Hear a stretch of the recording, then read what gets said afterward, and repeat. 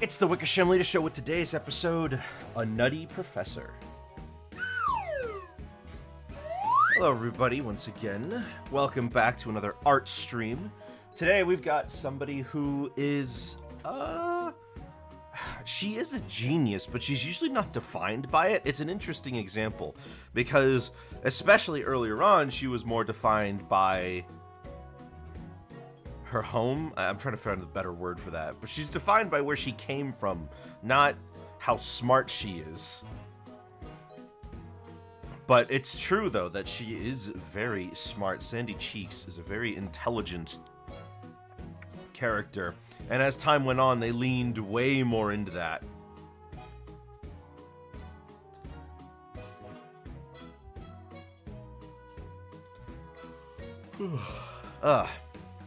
I haven't seen SpongeBob in a long time.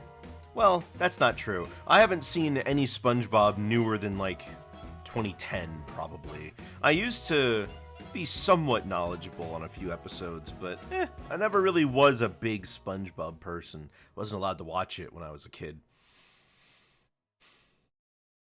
Aside from that, though, she's just, SpongeBob stuff is always in the cultural zeitgeist, right? People always seem to be talking about it at one point or another. Its status as memes is incredible. I don't think I've ever seen, a meme so long-lasting.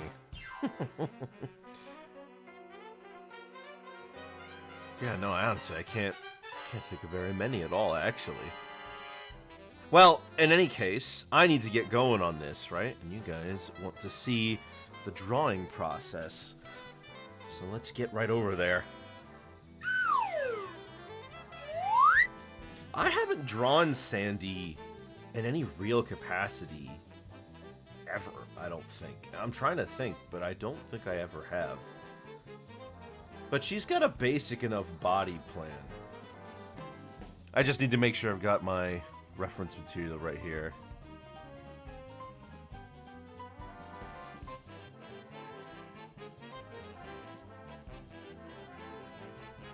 Hang on.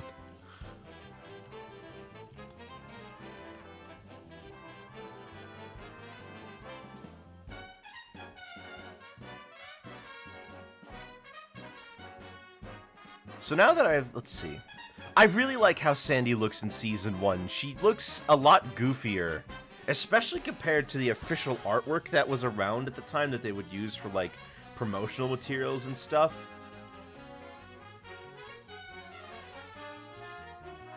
She had this silliness to her.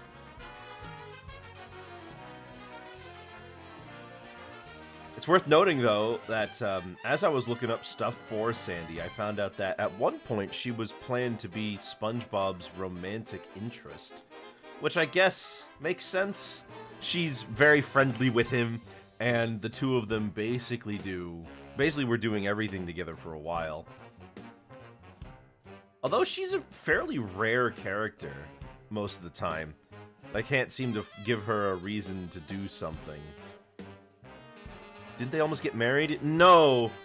They were telling a story and it had them get married. And Sandy was like, that didn't happen. They were stuck inside of a vent and they had a teaser of SpongeBob and Sandy getting married in the commercial, but it was like an out of context joke they used to get people to watch.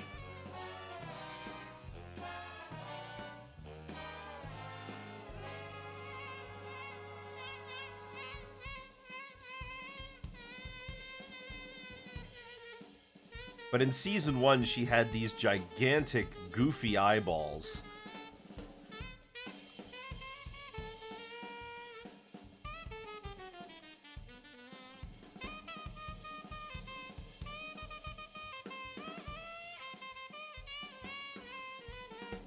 And I love that, honestly.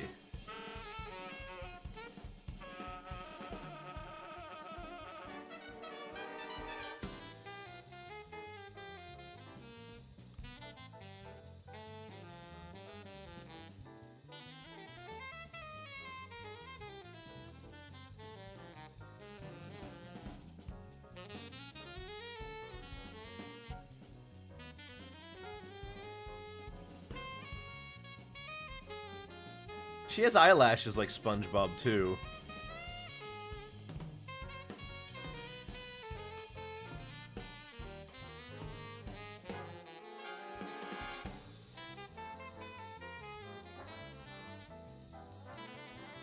Sandy was funny because she's some super smart scientist, but she couldn't piece together maybe she's give SpongeBob some water before letting him in her house. Yeah. I mean, early on, Sandy was more of like a straight tomboy type character. Granted, they had the episode where she had the rocket. She made her own suit and the tree dome, but she was a lot more defined by her Texasness and like how strong she is. Because, you know, they had the karate thing.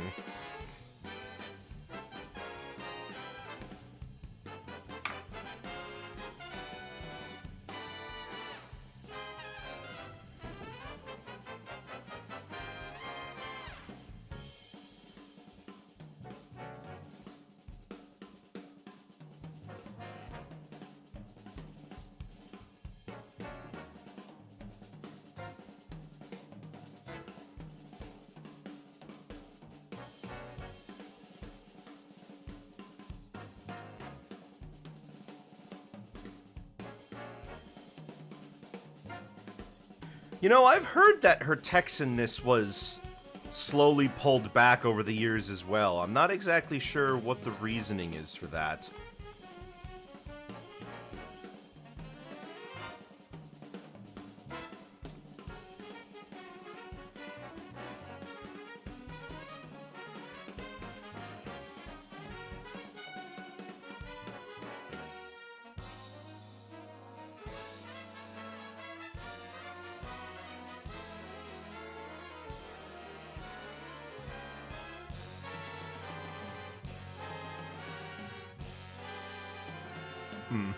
I don't know. Hang on a sec. Somebody wants me to take care of something real quick.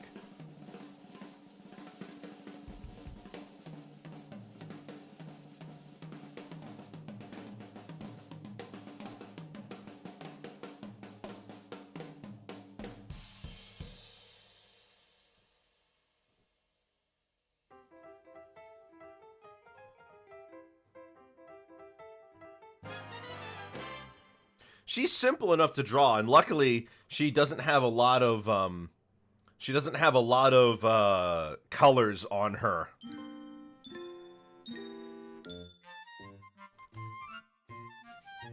Oh, is this Isabel's theme? Yes. Well, it's not Isabel's theme, but it basically is Isabel's theme, because you'd always hear this when you wanted to talk to her.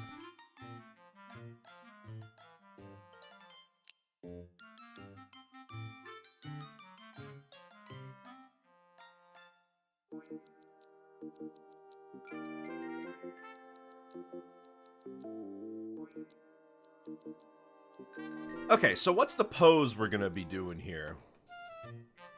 Theme of dog. First things first, actually, I should figure out how big is her head compared to the bottom of the bowl. Okay, it looks like the bowl just kind of barely... The bowl is kind of barely bigger than her head. Like about this wide.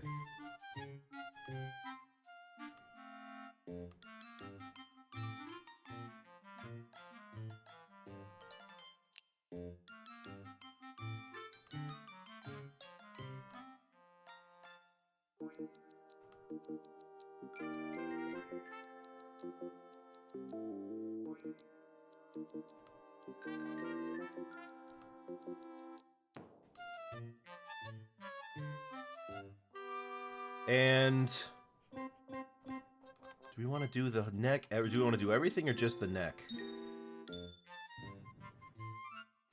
Because sometimes you can see her shoulders.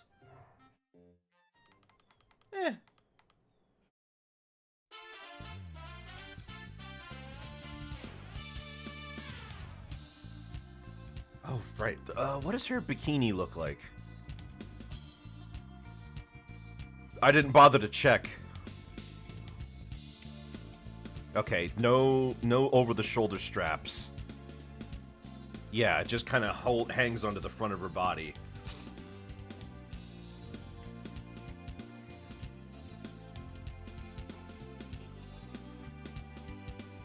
You have to forgive me.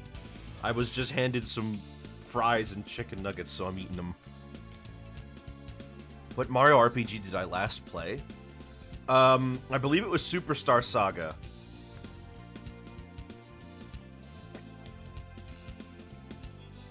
If it wasn't Superstar Saga, it's,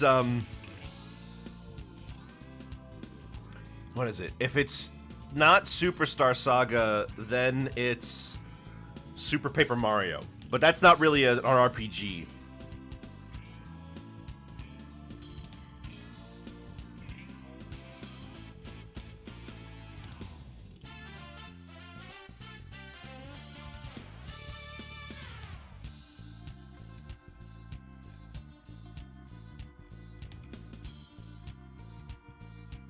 You know, I'm wondering how I'm gonna do the bowl. Should play I'll do Bowser's Inside Story, but we're gonna do Partners in Time before that. Besides, I've been doing a lot of RPGs lately.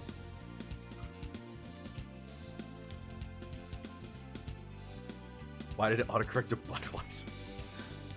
You know, generally autocorrect won't bother you if you capitalize the first letter of the word.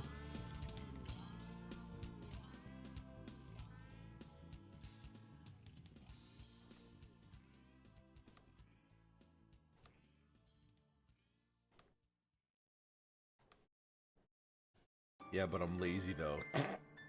Well, I don't know what to tell you. I mean, sometimes it still argues with you. Whenever I try to use FX Twitter, I still get fighting on it.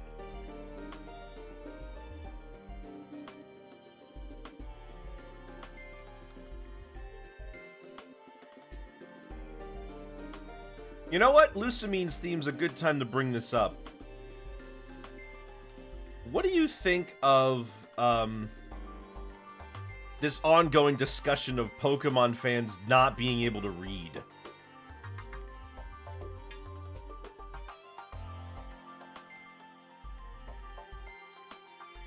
Huh? Well, like, people are saying that, like, you guys aren't reading the story, you're skipping everything, and then you don't understand what happens and you're saying the story is bad, because there's a lot of people arguing about Sun and Moon's story these days.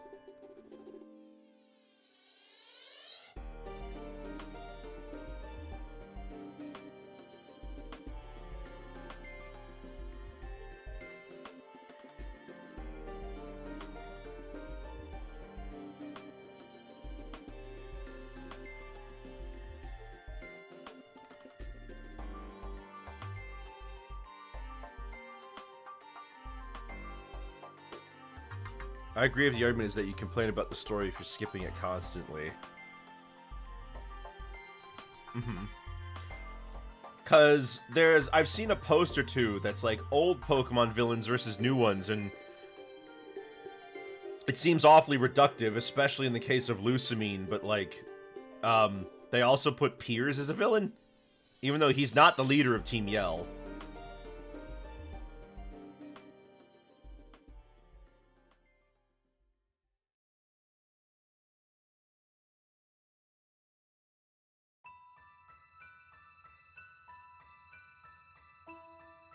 Team Yell doesn't even have a leader.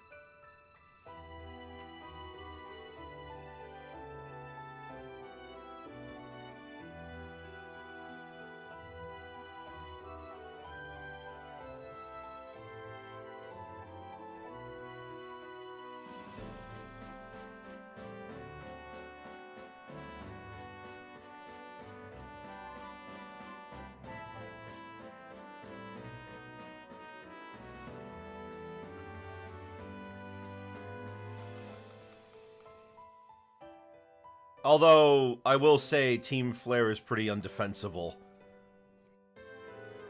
Lucamine is a bad character in 2 of the 3 main media she's in. I heard that they changed her backstory in Ultra Sun and Ultra Moon. Is that true?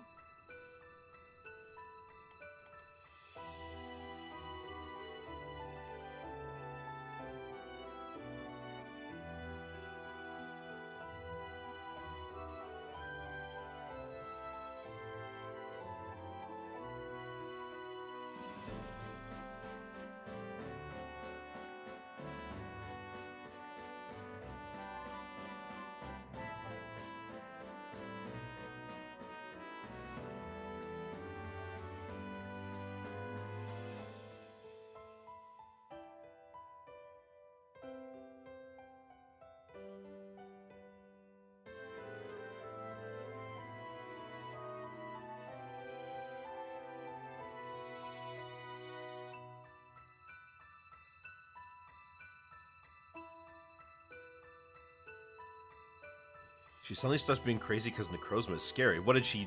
I guess, is the idea that she had no idea how powerful it would be? I don't get it.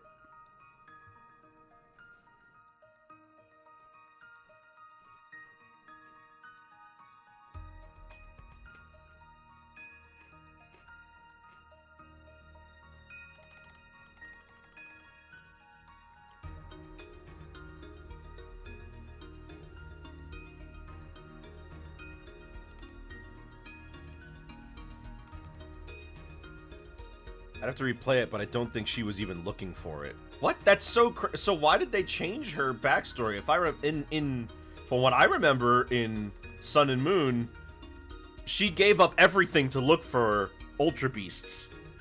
Like, she rejected her family entirely.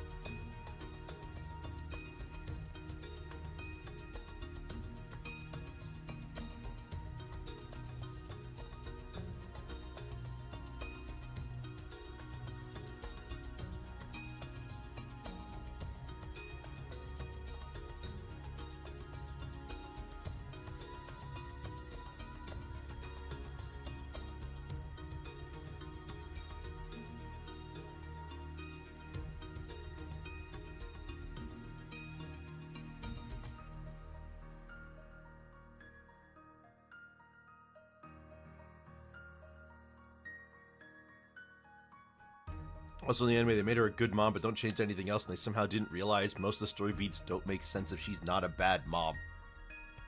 Yeah, she's just a little overbearing. Not to mention what they did to her husband.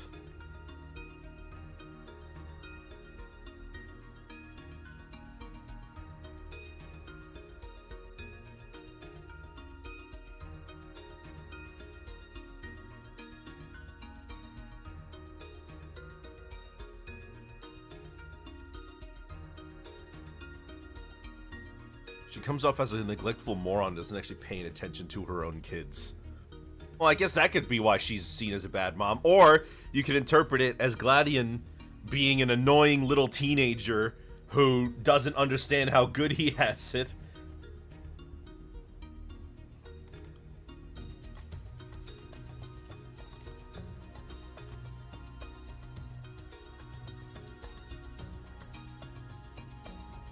So you know Sandy's tail doesn't actually appear in her suit until Season 3?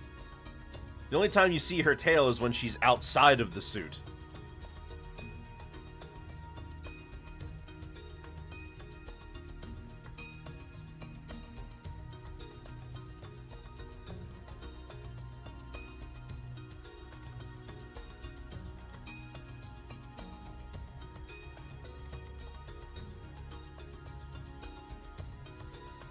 I just realized this is the second squirrel we've done. Lily has PTSD. Why does she have PTSD in the anime?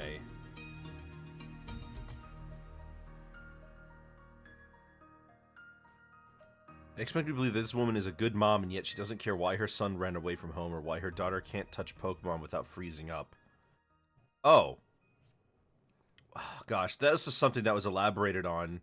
Well, no, it's not, because, like, she had Nebby, right? So she wasn't that scared of Pokemon.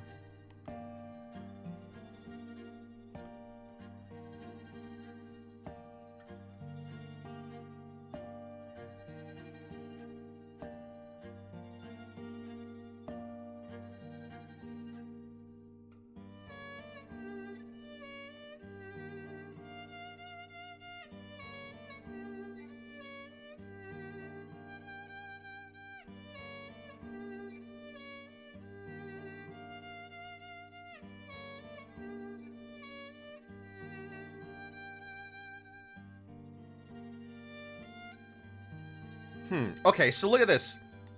Early Sandy has these 3 dots on this emblem on her chest. But later seasons, they turned it into an acorn?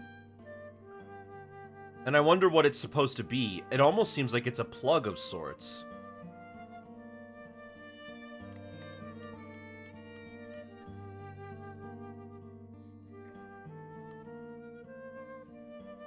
She was attacked by an Ultra Beast in the basement of Lucimine's own home. Somehow Lucimine never hears about it, even though Gladion was there and witnessed it. Huh.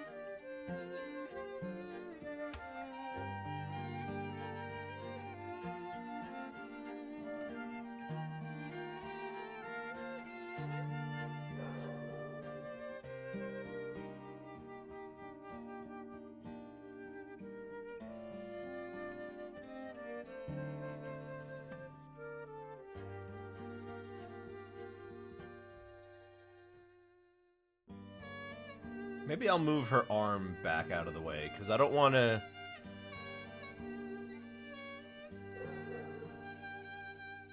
Because I don't want it to be too much. Because then I do want to be able to zoom in a little more, right?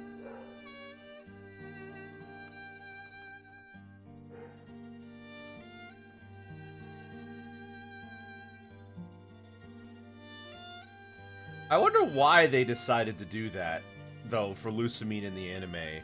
Was it to not have, like, a parent that's a bad role model for kids?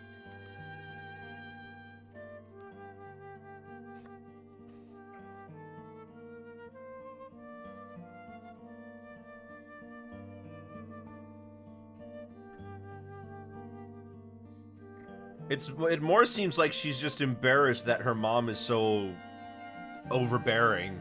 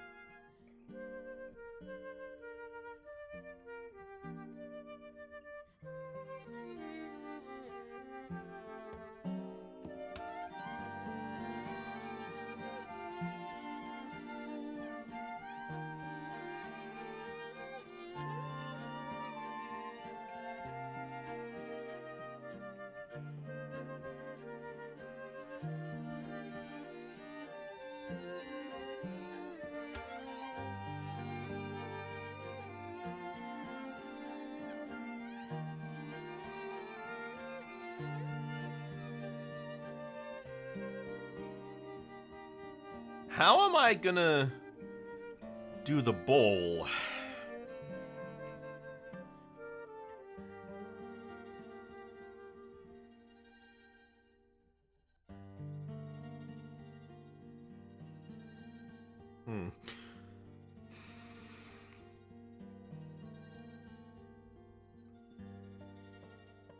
Maybe if I draw the front of this and then I put the bowl underneath it and then we put that behind, that could work.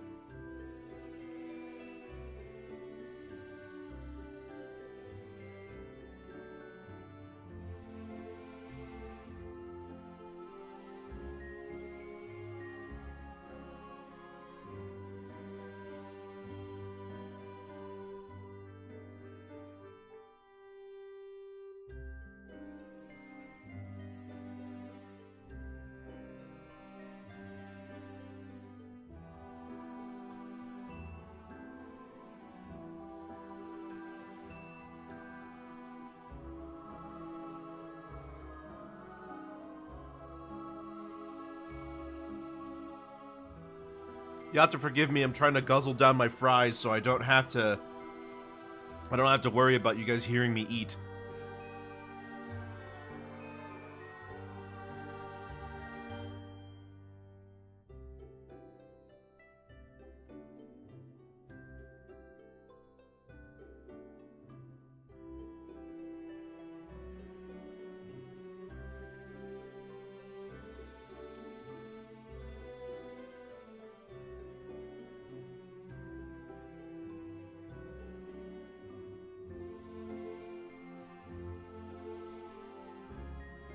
Alright, I'm done.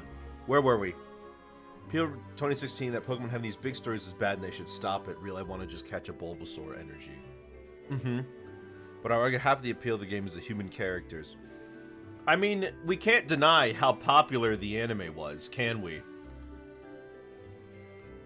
And how the anime was very integral to a lot of Pokemon's appeal. The idea of this world where you are a kid who can not only befriend, catch, and grow with these monsters, but also that you can change the world with them is appealing.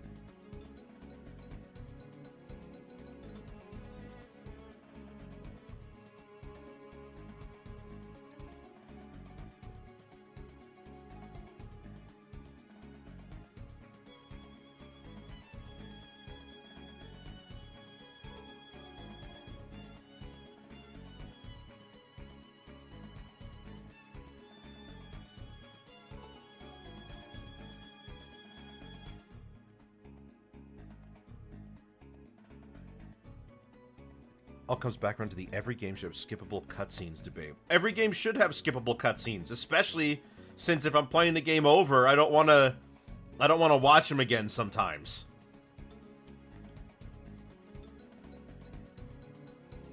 When I play Jak and Daxter, it's a little annoying that I have to wait for the opening cutscene to finish every time.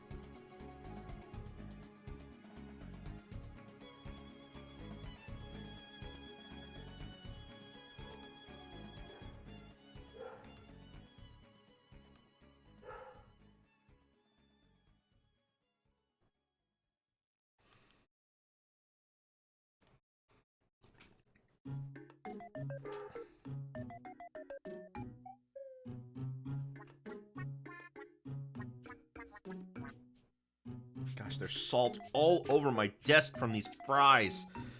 Ugh.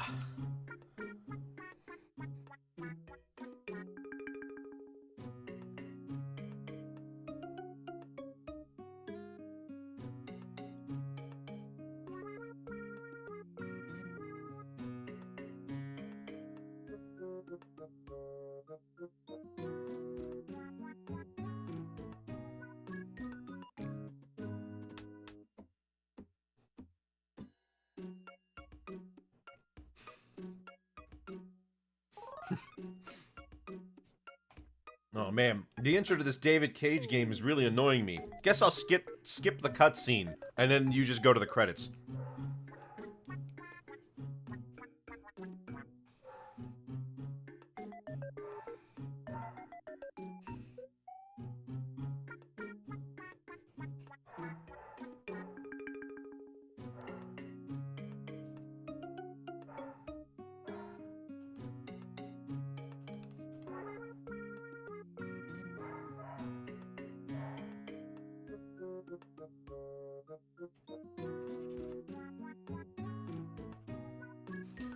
But I mean, a game where the whole thing is that you're playing it like a movie is one thing. But like, you know, when I'm replaying a boss fight and they won't let me skip the cutscene. Excuse me.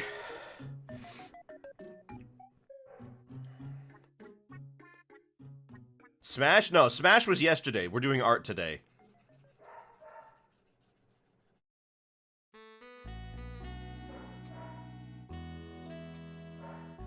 Anyway, I'm like, when I'm doing a boss fight and I have an unskippable cutscene at the beginning and I have to keep watching it every time we redo the fight, it gets annoying.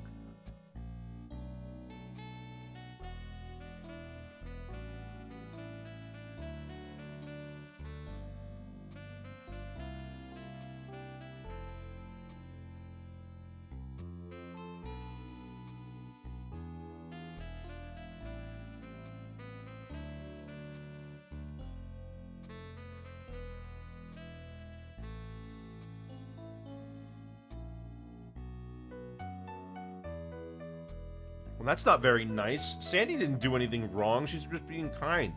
Why are you gonna crush her?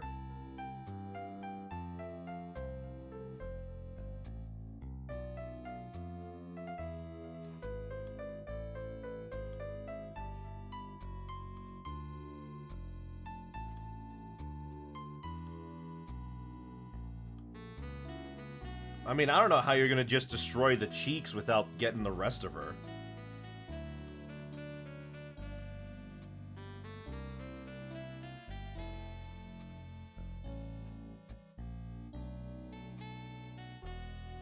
She is pretty small, you know. Sandy's tiny. She's like, you know, a real squirrel size.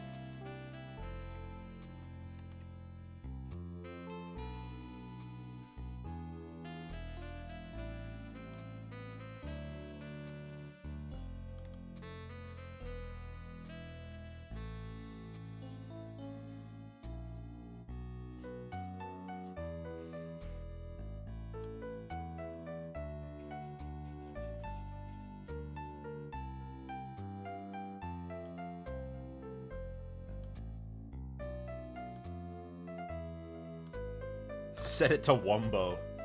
Oh, maybe it's the way you're dressed.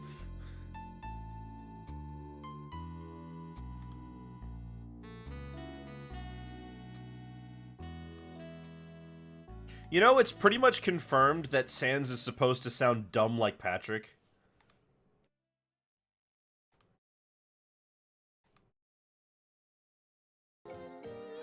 In fact, that line I just used, people are pretty sure that that is where Sans' voice clip came from.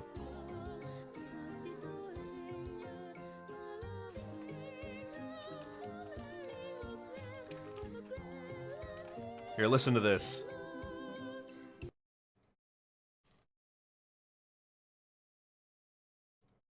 Maybe it's the way you're dressed. Maybe it...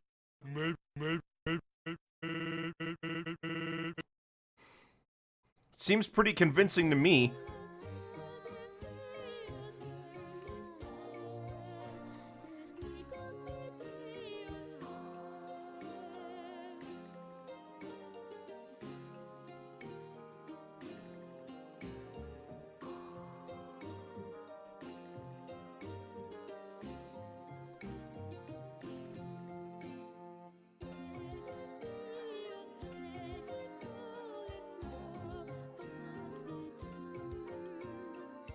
I think that's the thing about Sans too, that's like, that was kind of lost as people gave them his own fan voices, is that he's not supposed to be cool. He's supposed to sound dumb, which is why the whole thing with him going turbo on you, you know, when you do the genocide route is supposed to be shocking, because up until that point, he's been completely unthreatening.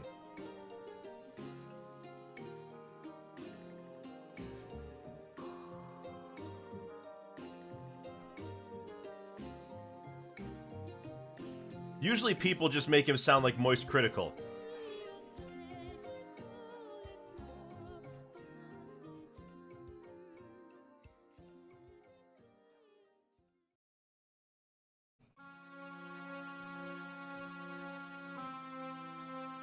Good song.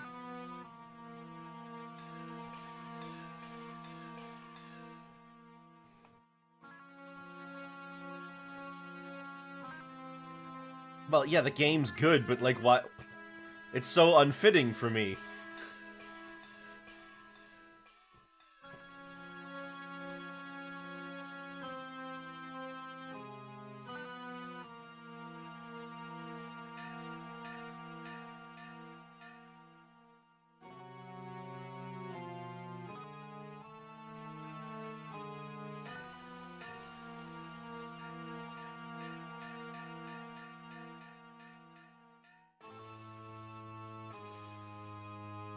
Hello, Moriko.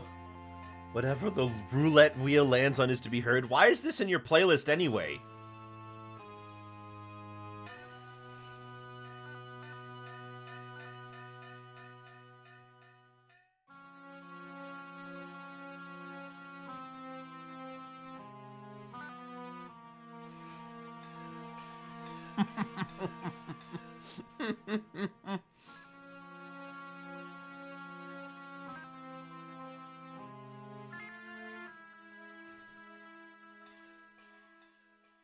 Oh, I can imagine what it's like to try to get in the zone with it, because I'm trying to get into the zone right now!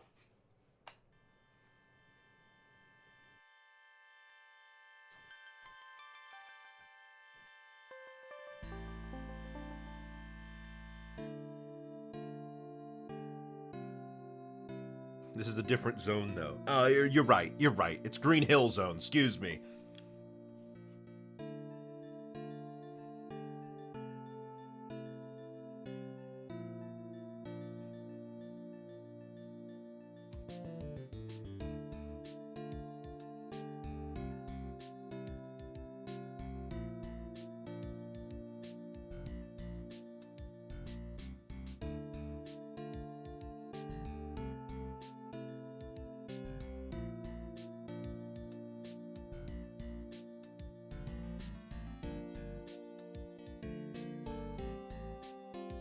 I already said hi to Moriko. Plus, I'm finishing eating my chicken nuggets. You'll have to excuse me.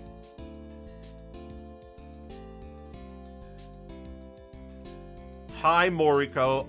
My mouth is full of chicken nuggets right now.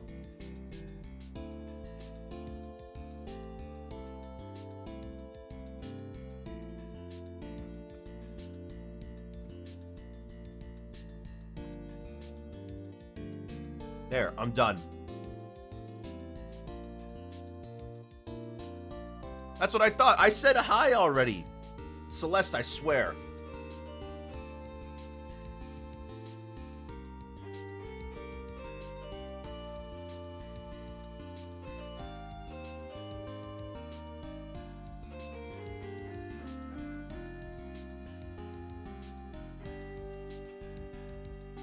You do what I say, I am royalty. Nuh-uh, you do what I say, it's my channel.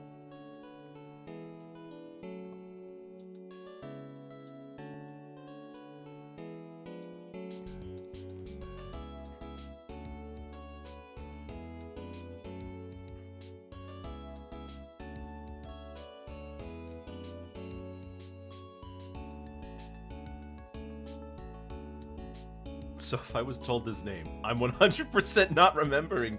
Ooh, oh, they got your number.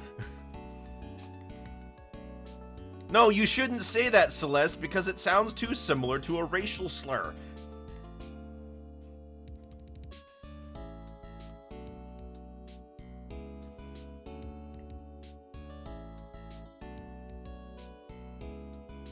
I've had multiple people do that bit.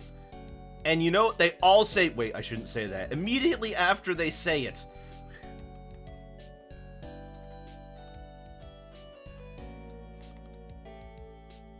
And say I typed it. Whatever.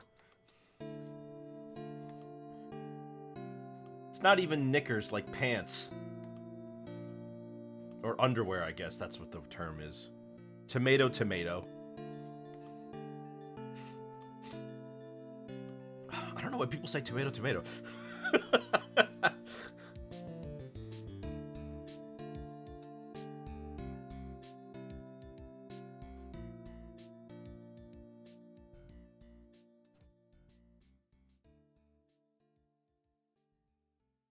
I personally like using 6 of one, half a dozen of the other.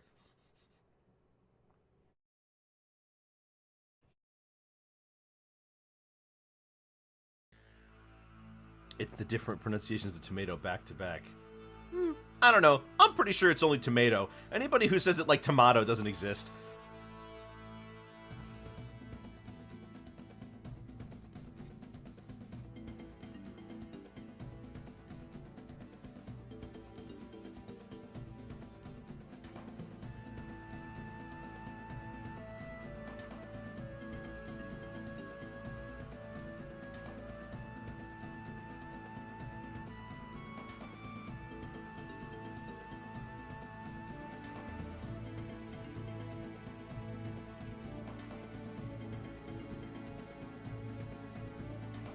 Tomato and tomato. I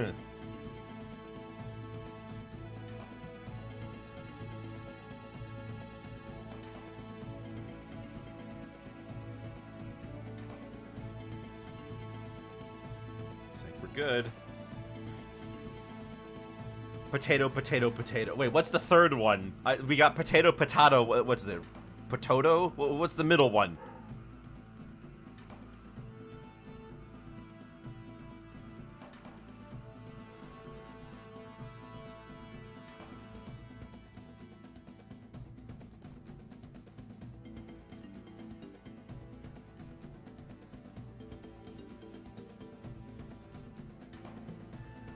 I only know of two. I know, that's what I'm trying to figure out.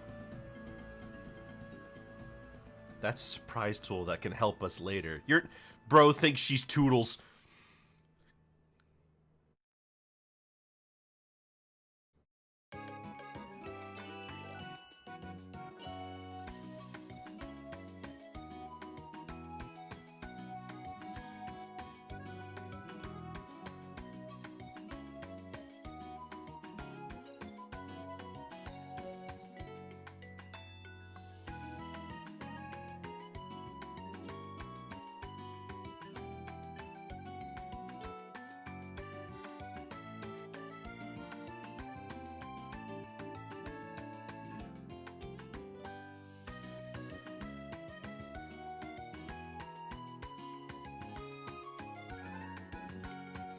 Oh my gosh.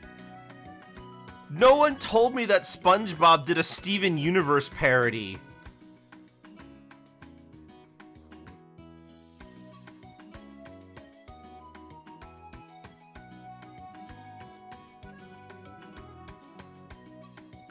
Hold on, hold on.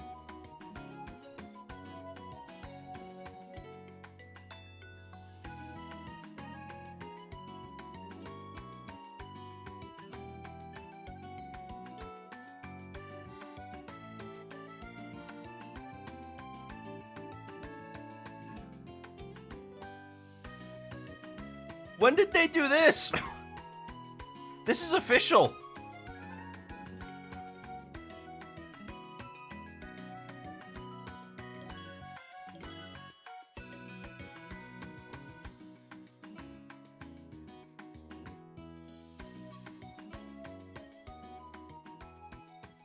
This is legit. When did they do this? Where is it?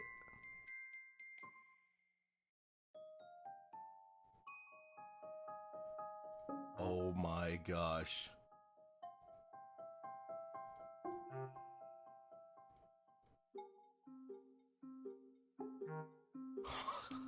Oh my gosh! When did this happen?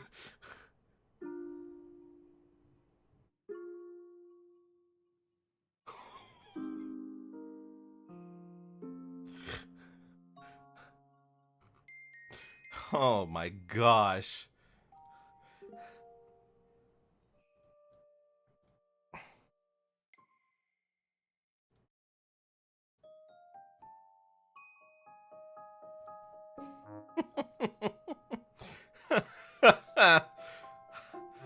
Wow.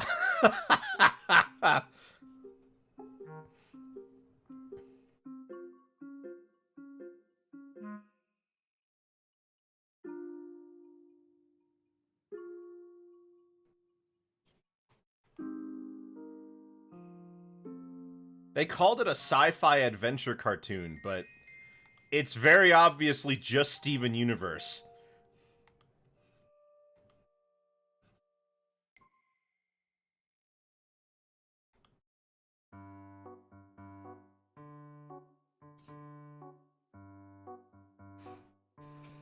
I was gonna draw later today, but this makes you want to draw now. I'm gonna draw now. What are you drawing? Is it me? You should draw me. As if they're parodying exactly, right?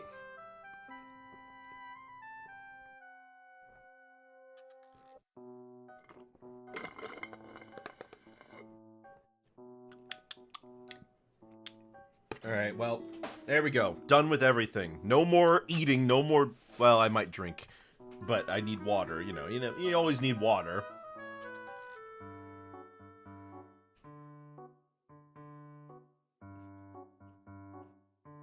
Alright, where was I? Oh, right, here.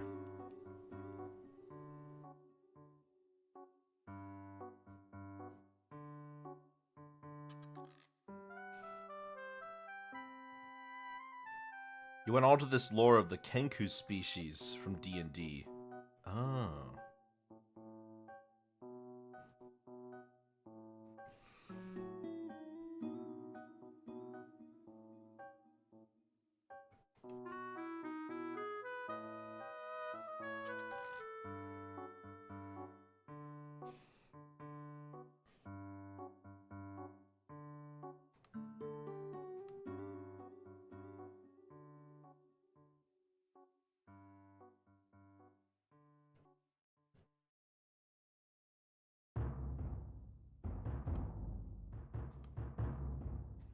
You should draw Glep.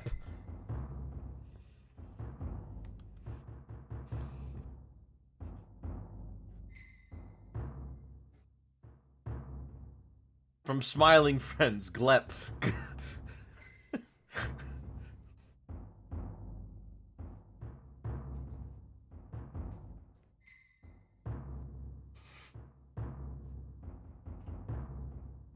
Also vetoed. Gosh dang it, I can't have anything, can I? How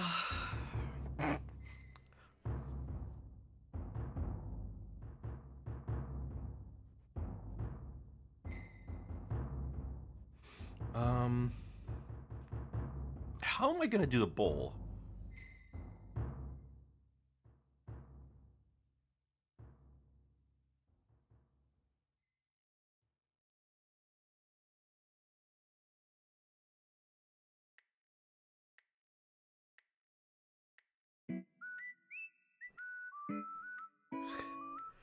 Drawing my crow PNG, shush. Ugh, fine.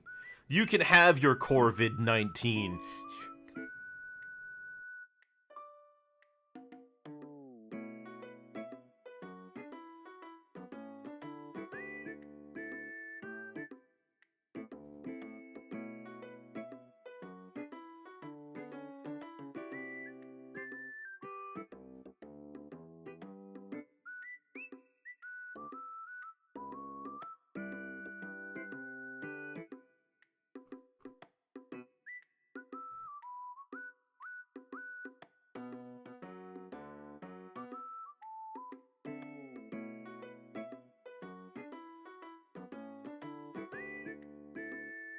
Not the Corvid-19. Yeah, that's right. You lost your art. What's an art glove? You're not the first person I've heard use the term.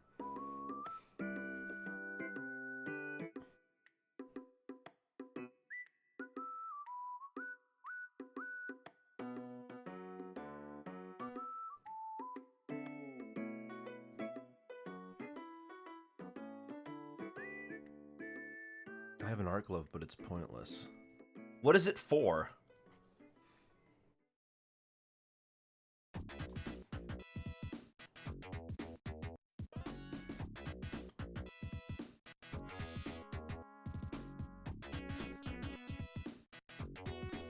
So you don't touch the drawing pad, because it's a touchpad one. Oh! Okay, mine doesn't have that.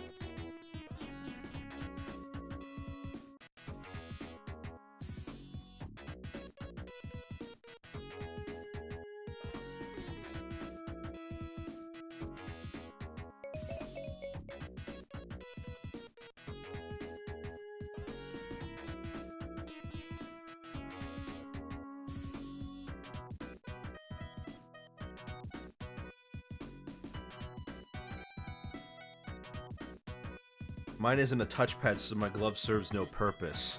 Pfft. Well, whatever. Maybe they thought you needed it. I don't know.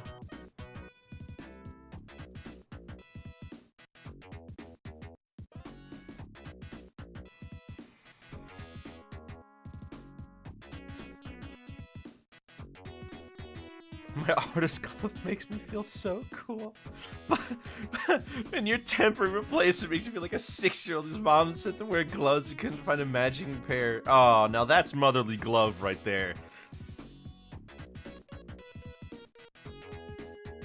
Oh my gosh, you guys know what today is? It's 420.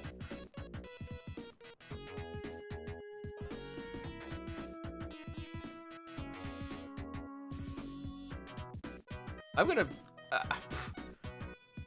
and here's me, 420, and I'm not addicted to drugs.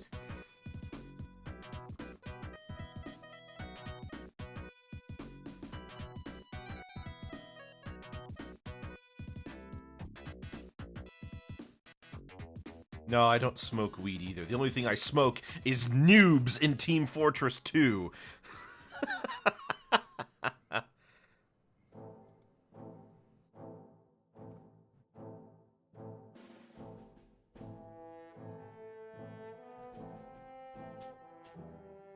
Two in a hot minute. They just upgraded the game to 64-bit. So now it like runs well.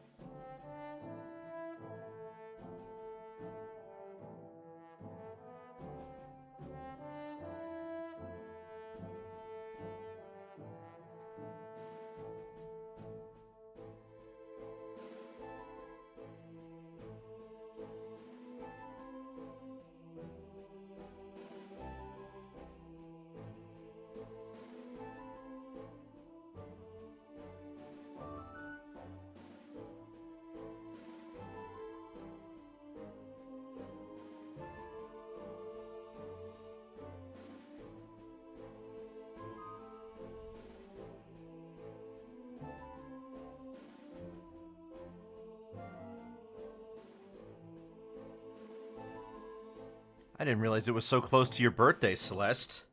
Let's see, in 4 days. Wednesday. Oh, I'm not streaming that day. But is there anything you want to do that day?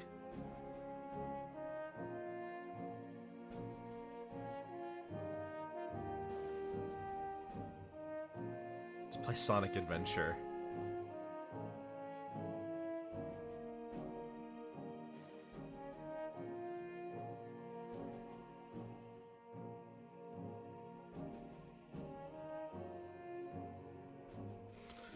I guess we could start our Sonic Adventure playthrough that day. I could break out the Dreamcast. You also live on YouTube? I am.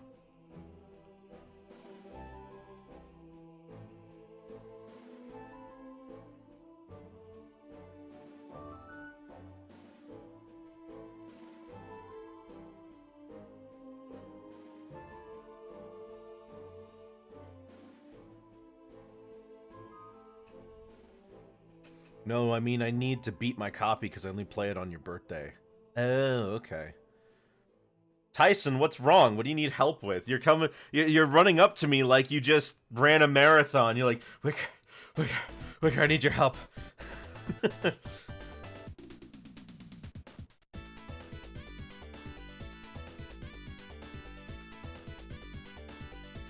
Ooh, CS pay usage expired.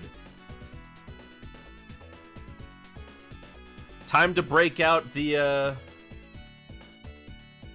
what is it? Time to break out MS Paint.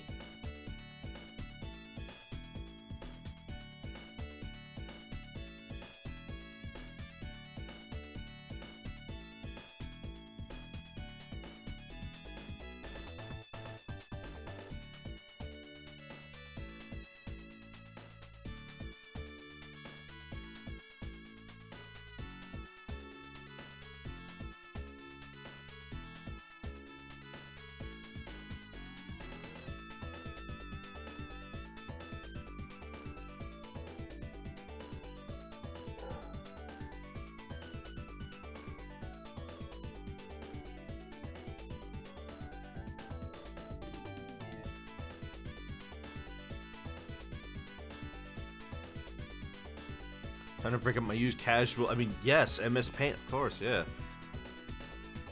They have a perpetual use version for the 3.0. Oh, okay. Isn't CSP a one-time purchase? I mean, that certainly makes it better than, like, Adobe anything.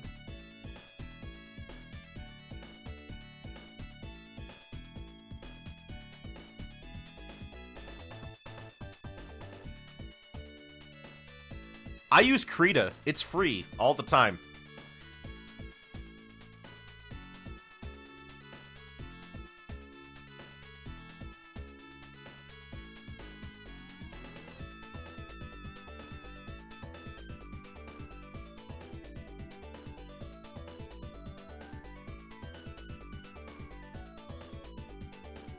I tried Krita. I hate. That's ridiculous. I'm using Krita. Are you saying you hate me?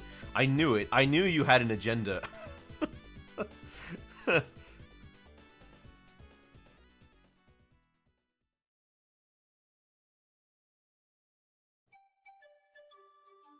Hate Krita, not you. No, me and Krita are connected.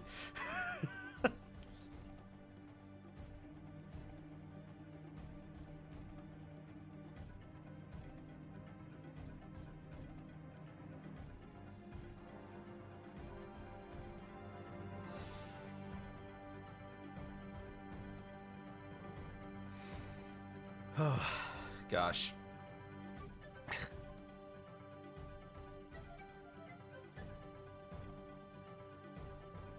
What is this song? Oh, Kingdom Hearts. Anyway, let's get Sandy's nose.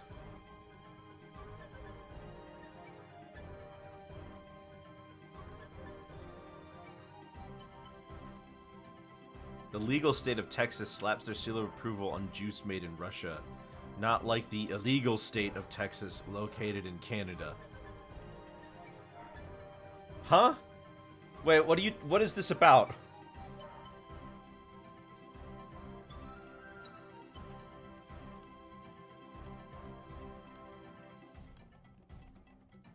Scroll up.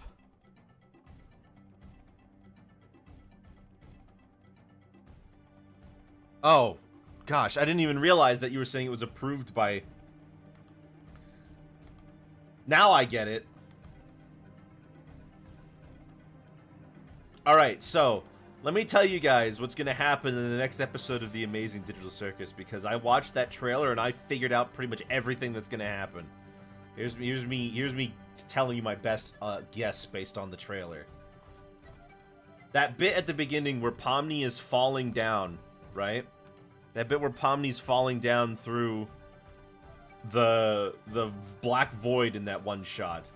That's a nightmare she's having. She's gonna wake up and she's gonna like try to step on a block, but it'll like glitch out and throw her all over the place. Right? Then she's gonna meet everybody up in the center because Kane's calling them or something. And then he's gonna say, here's our adventure for today. Zubal's gonna dip. She's not gonna want any of that, so that he's gonna stay behind. Then, the rest of them are gonna get sent over, and they're gonna be sitting on that cart pulled by the gummy elephant, right? Then, they'll get to the town, meet the queen, and she's gonna say, I have a task for you. I want you to deliver this, and I want you to deliver this payload to this place, and it's like a truck they're inside of, right? They're driving along the road. They meet the gummy wrestlers, those gator guys. And then they're gonna be like, oh, let's track them down. And as they're being chased, they're gonna start freaking out until Jax pulls the gun out from under the seat.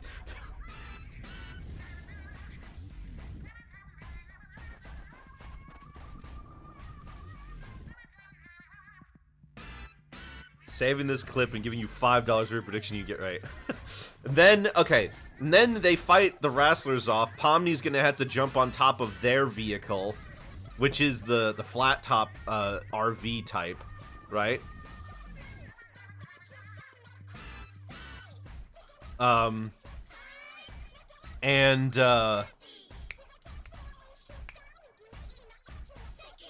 basically the whole thing's gonna go haywire until their car lands in the truck lands in like a river, and we can see that Jax is hanging on to the front of it. That's after the truck is in the river, and then the bit where Ragatha is pulling on her hair because like Jax just isn't taking it seriously. Then they're going to be sitting inside on top of the truck as it floats down the river.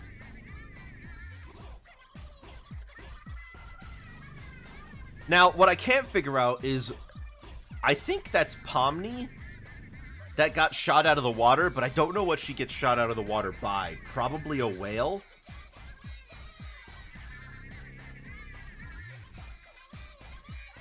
And then there's that scene where Jax is sitting on the side of the water with the truck, and one of the gummy gator wrestlers is tied up.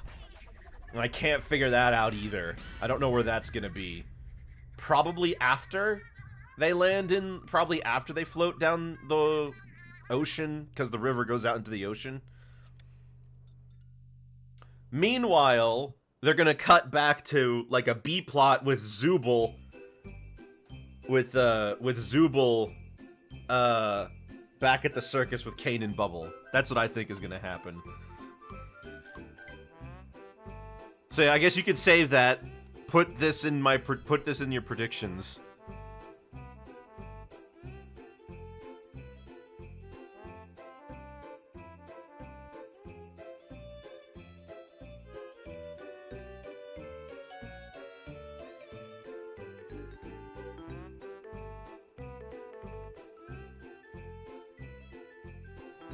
$5 for every right answer. Lock it in.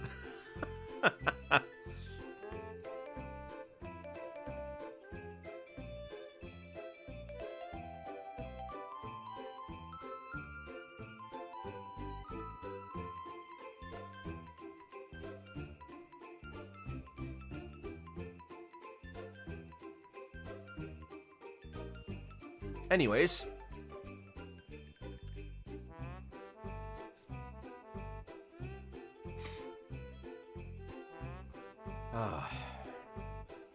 Where was I?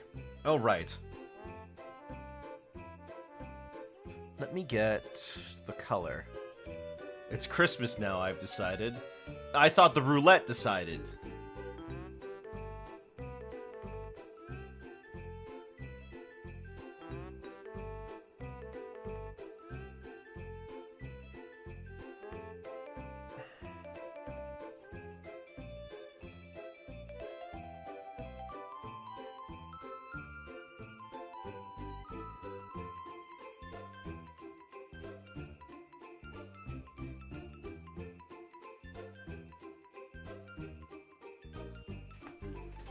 The roulette is under my control. I can give it and I take it away as I please. So, you could have not put in the Majora's Mask music that is incredibly unfitting, but you decided to do it anyway.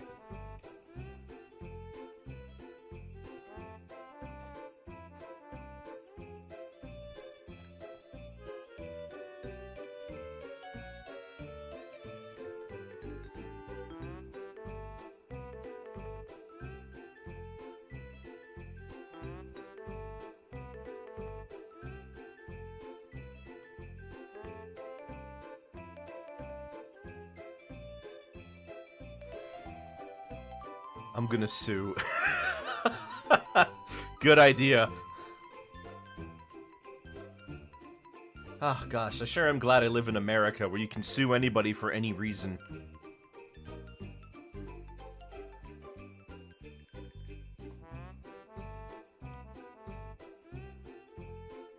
But I can't afford a lawyer? Don't worry, the state gives one to you. Problem is, it's usually, over here, especially in Toontown, it's usually a kangaroo court, literally run by kangaroos.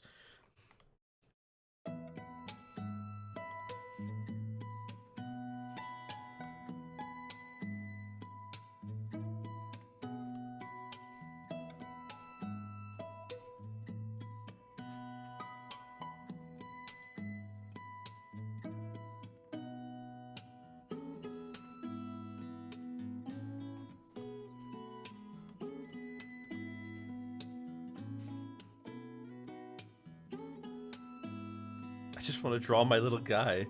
This is a hate crime. You can call Judge Cog. Who's Judge Cog? You have no idea what the lawbots are in Toontown, do you? I think it's great that kangaroos get equal opportunities in this economy. Economy has nothing to do... The legal systems... The court proceedings don't have anything to do with the economy.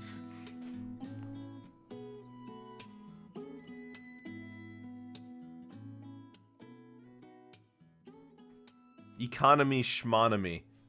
Yeah, good point.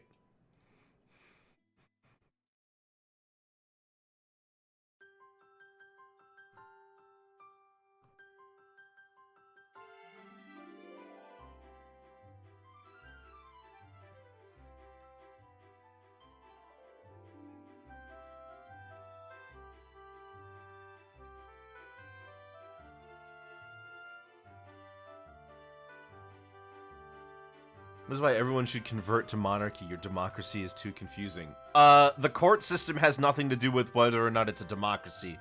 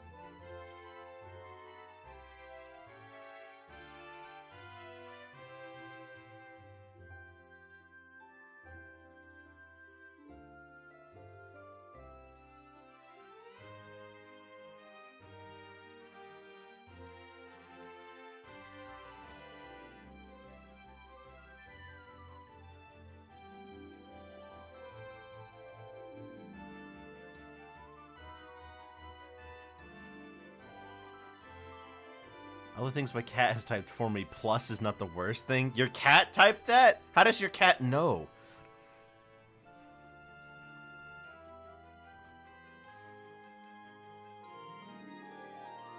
Cats are catting in the cattiest way.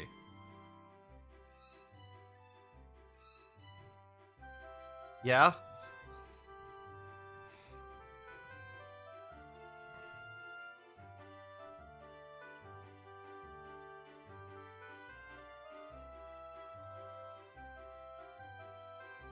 She jumps onto my desk demanding things and just steps right on my keyboard.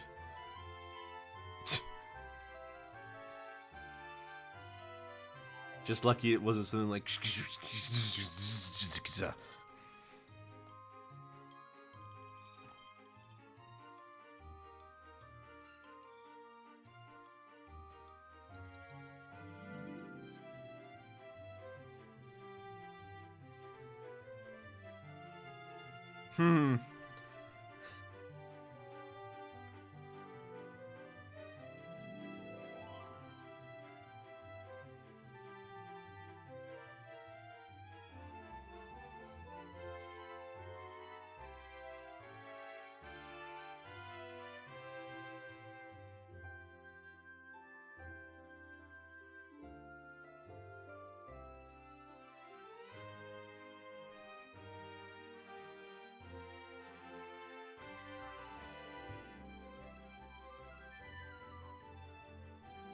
Sandy Squirrel, more like Sandy Fishnets. You know, her name is Sandy Cheeks, right?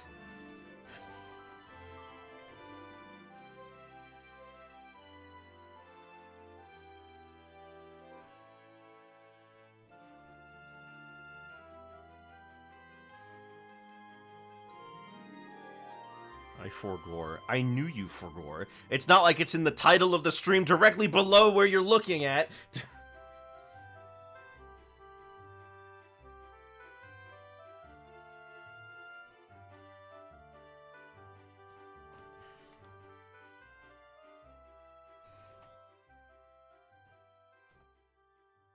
Okay, fine. It's directly above it or to the side or wherever. Point is, you can see it.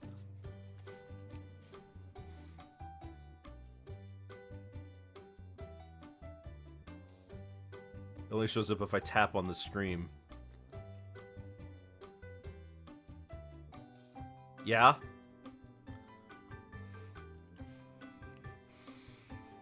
So that fan art I posted of the Digital Circus yesterday is actually doing pretty well. I hope you guys saw it. We worked a long time on that one.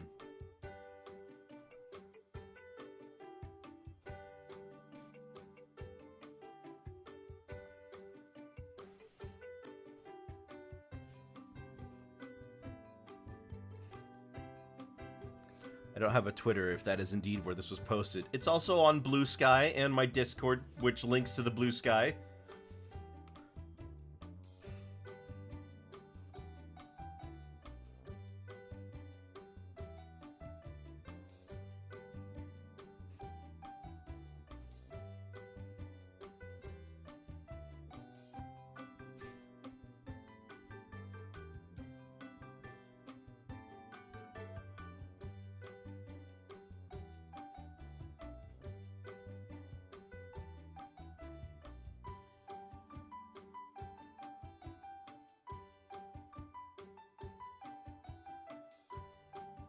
There we go.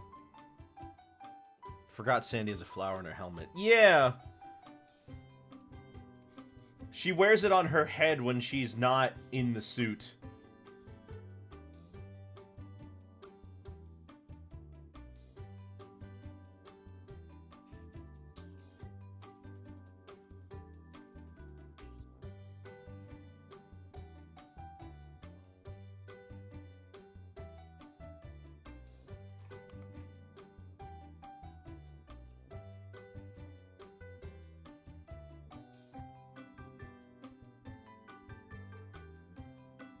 Such attention to detail. Thank you.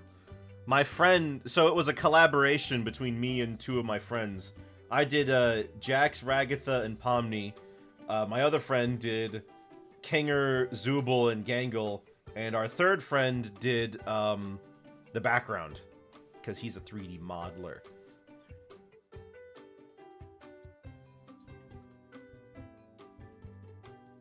Gosh, it's pretty funny, actually, watching it get hidden away, but the line art remains. Check your layers. My layers are good. See?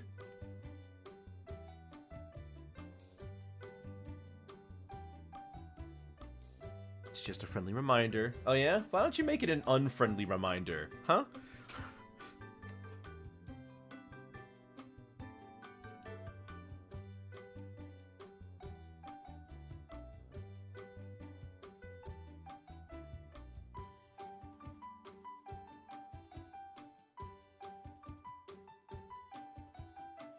Unfriendly reminder. Check your layers. Oh my gosh, thank you. Now I'm looking at my layers.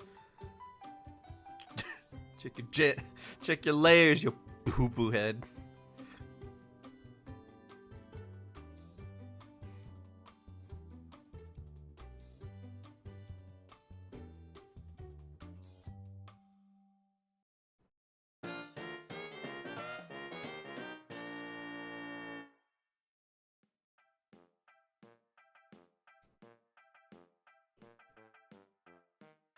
Man, what happened to Dr. Shrunk? Where did he go?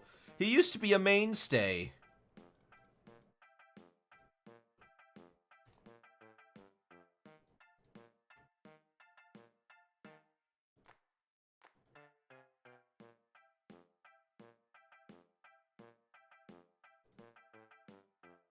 He died with all my dreams in 2017.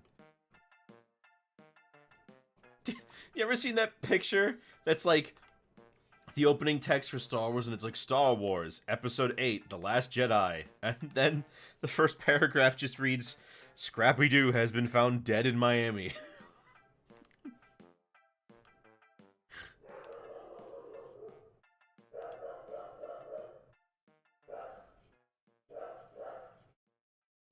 I can hear his barking from beyond the grave, apparently.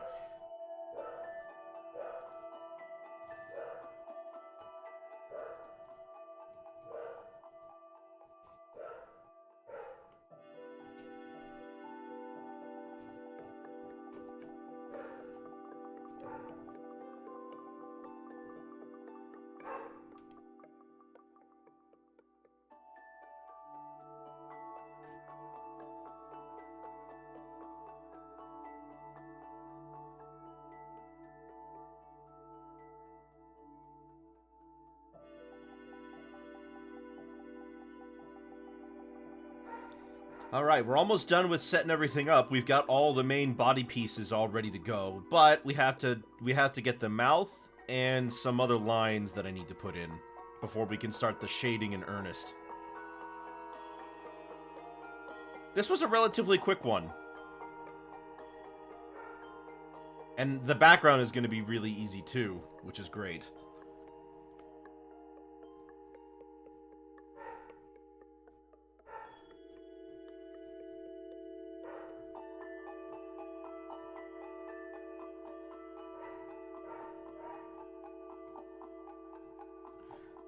You know what, Celeste? What's the opposite of earnest?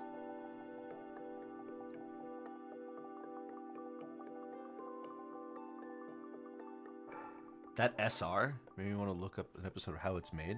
What do you mean, that SR?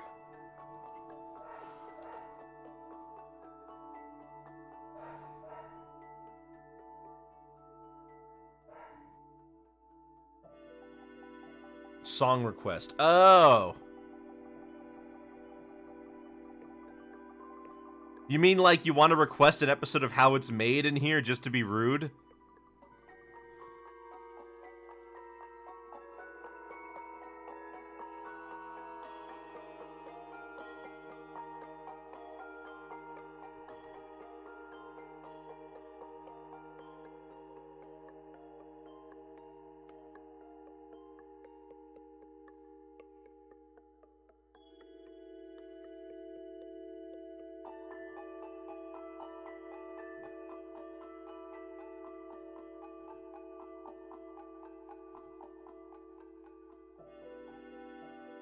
It's not really an intrusive thought.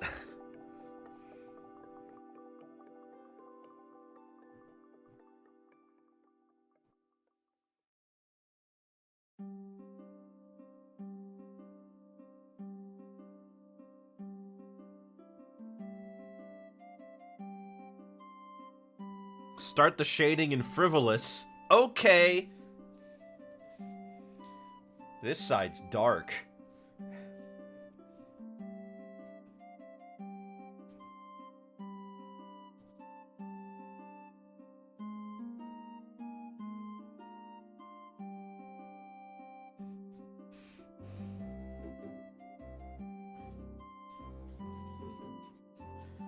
It looks so you. What does that mean? Oh. What? I'm ugly?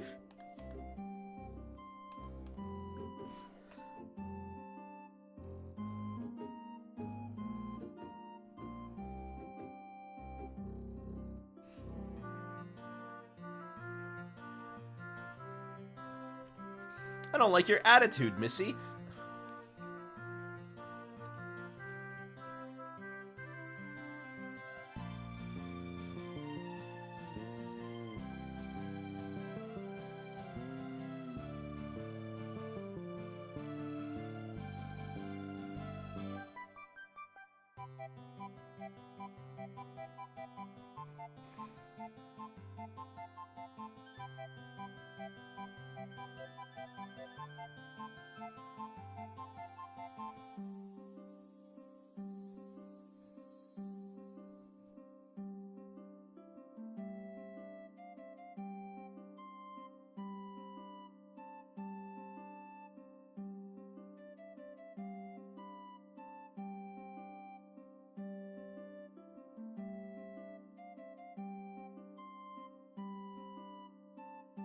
You see me complaining all the time. Not about my face, just I see you complaining all the time.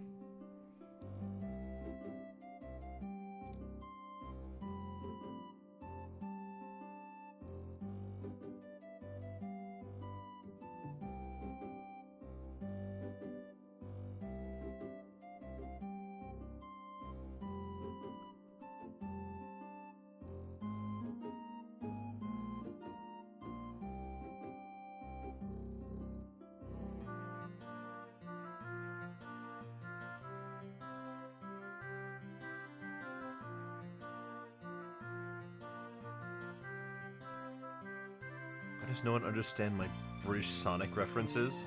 I understand it.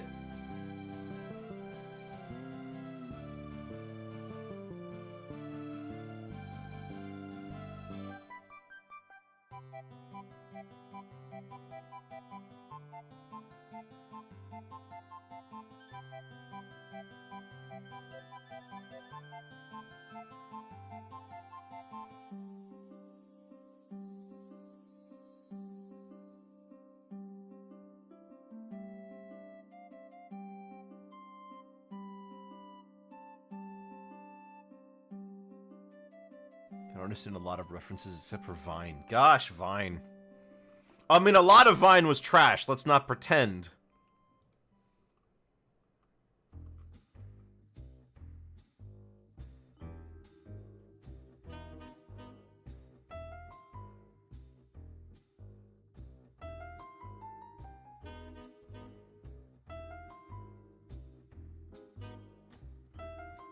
"100% trash," which is why it was so good.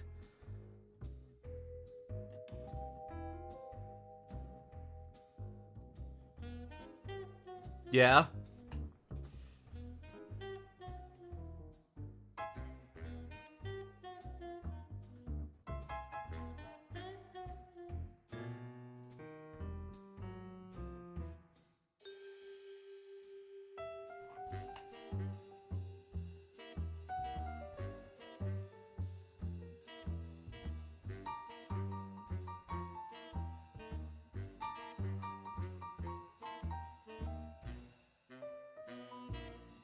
All right, there we go. Nice. Let's see. We need her mouth, these here, and this zipper line. And I think that's all the lines we need to do. Oh, I need to put in the bolts on the neck. And then we have to figure out... We have to, of course, we have to address the giant goldfish bowl in the room.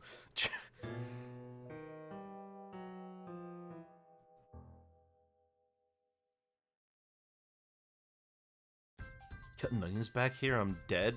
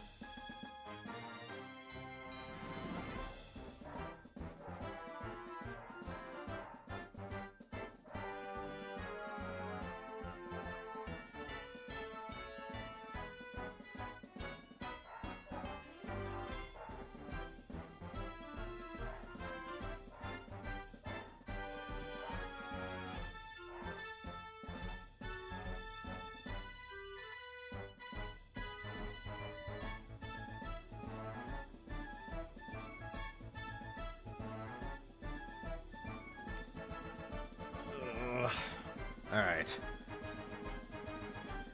Let's shade this mouth. Let's get this mouth ready. The longer I wait, the longer it's gonna take, right? So let's just do it.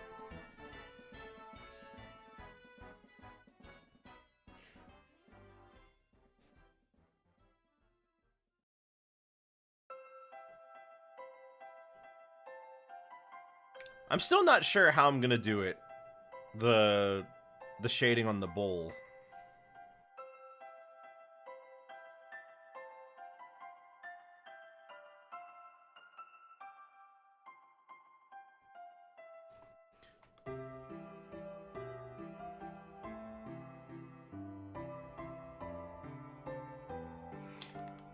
Oh, you know what I found the other day, Celeste?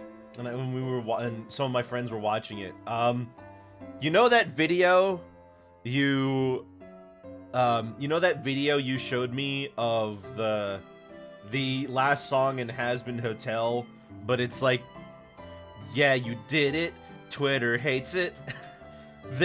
There's like 3 more of those they made with different songs from the show.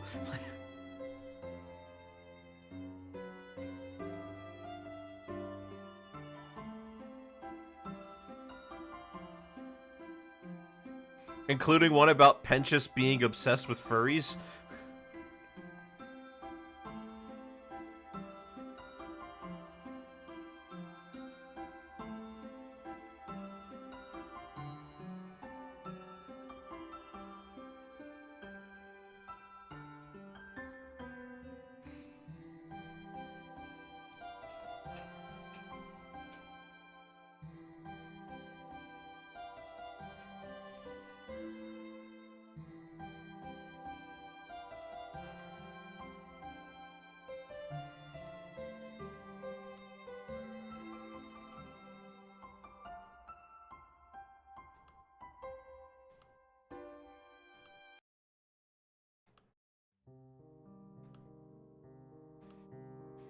Oh, I knew this was gonna give me some trouble.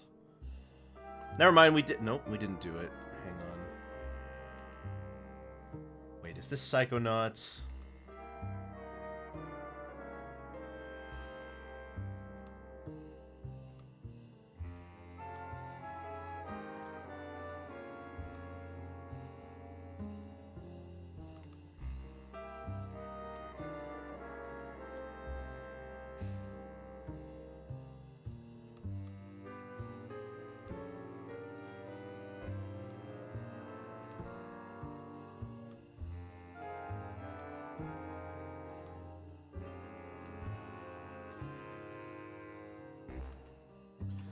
That finale song sounds wrong to me now. I've ruined it for myself for... This is all wrong. Why aren't they singing about Amazon and Kane? I just love that line. Sandy looks so unhinged right now. Well, that's how she looked in Season 1, and honestly, I like how she looks there.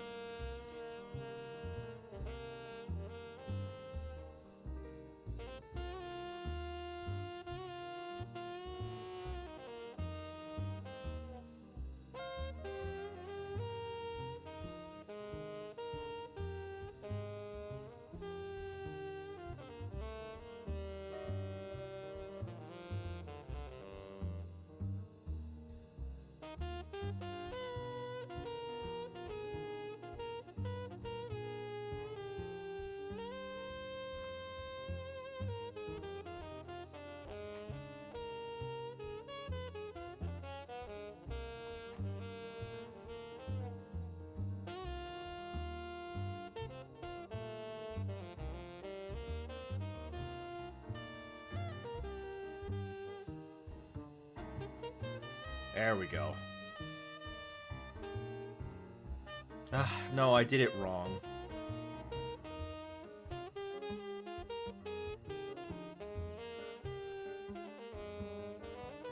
I just love that my name is Kane. It always makes me laugh.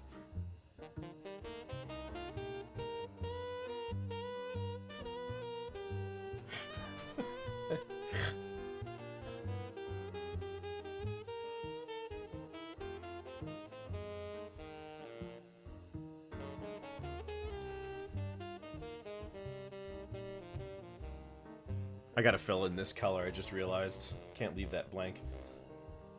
There we go.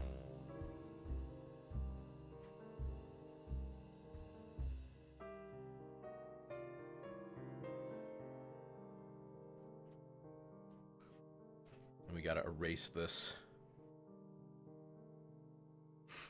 The 50 grand from Verbal Ace, I forgot about that one. Everywhere I go, I see his face.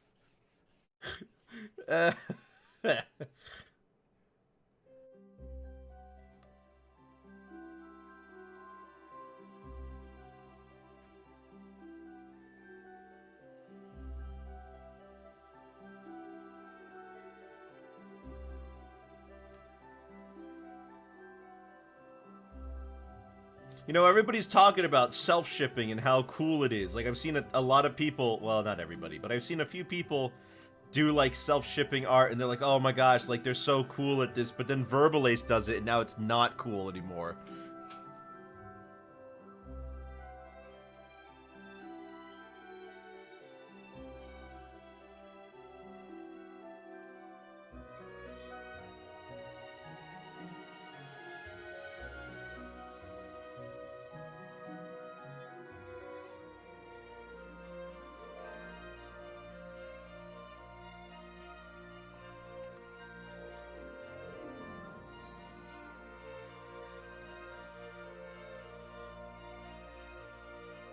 Wasn't the issue that he used money from a Kickstarter for something else to do it? Oh, I don't know.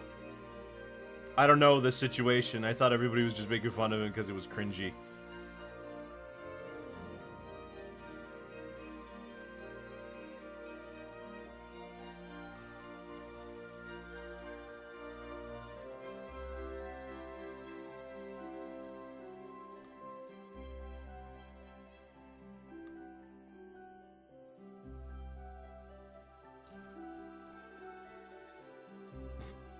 Anyway, the other two songs I found were one about Serpentious.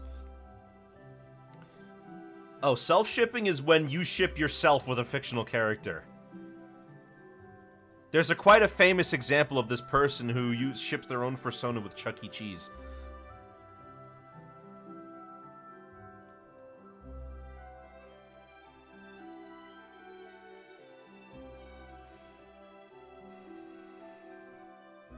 Hold on.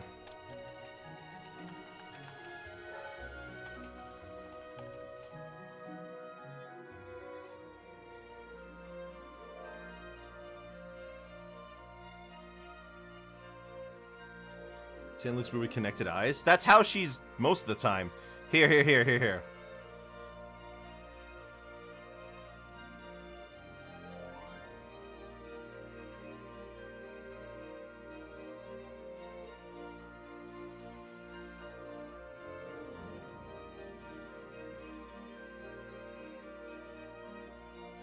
Look at this.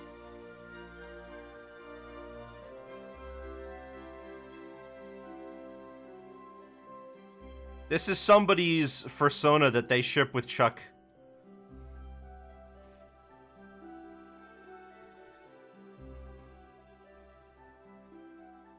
Look at this, especially up here. That's not like a picture. They drew that.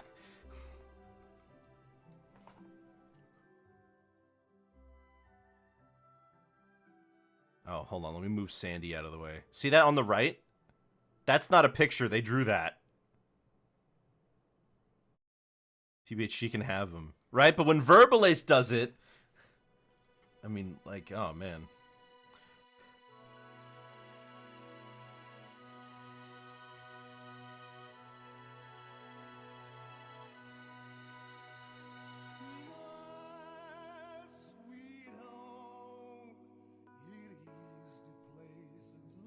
What the heck is this?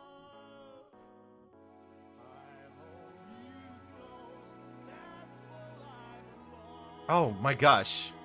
This song doesn't sound too good. Never been to Chuck E. Cheese and not about to start now, but now you gotta, because they're definitely gonna be going all in on the 80s Chuck E. Cheese designs since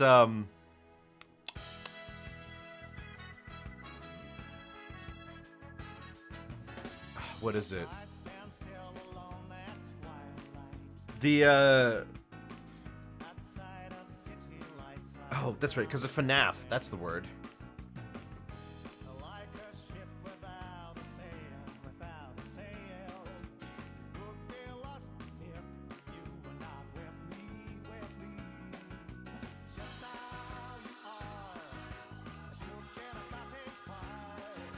Making animatronics at Chuck E. Cheese's. Chuck E. Cheese had animatronics in the 80s. That's what FNAF was based on. Pizza restaurants like Chuck E. Cheese and Showbiz Pizza.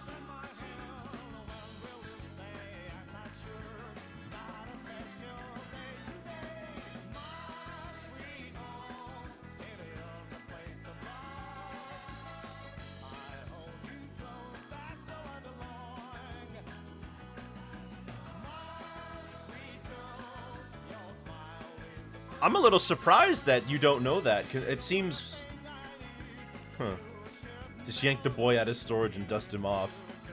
He embezzled money from people for something else to make, and that's why people are upset. Ah.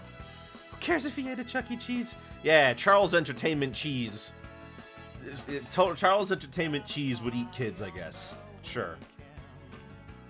I mean, they had a Halloween-themed event last year, and they put in, like, the handbook for employees, do not mention Five Nights at Freddy's in any capacity. Do not mention it.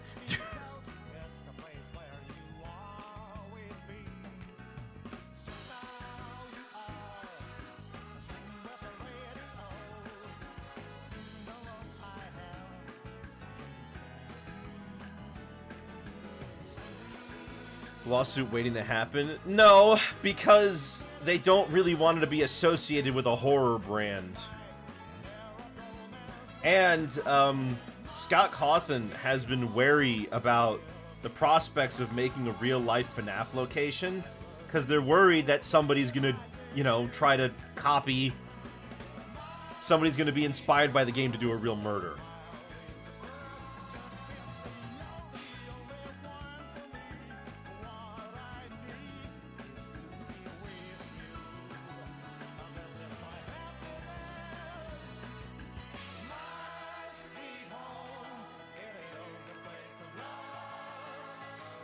Never mind, this song gets better as it goes on.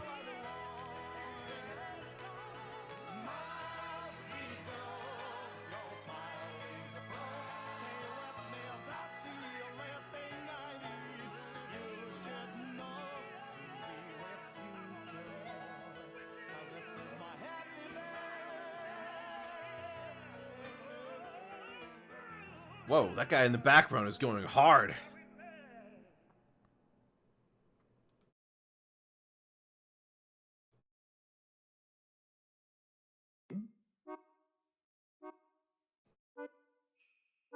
And we're back to this.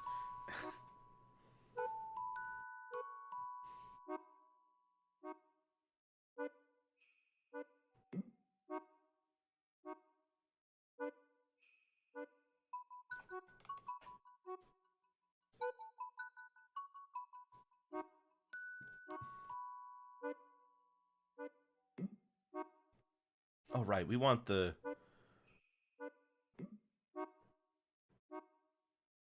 Where did I put that?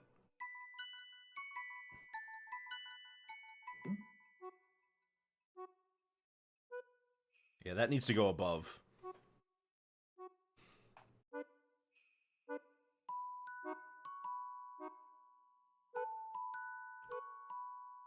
Although, of all things to embezzle money for, that is probably the funniest one. I think it'll always be funny that the Friday Night Funkin' devs, everyone's like, oh yeah, they spent it all on crack.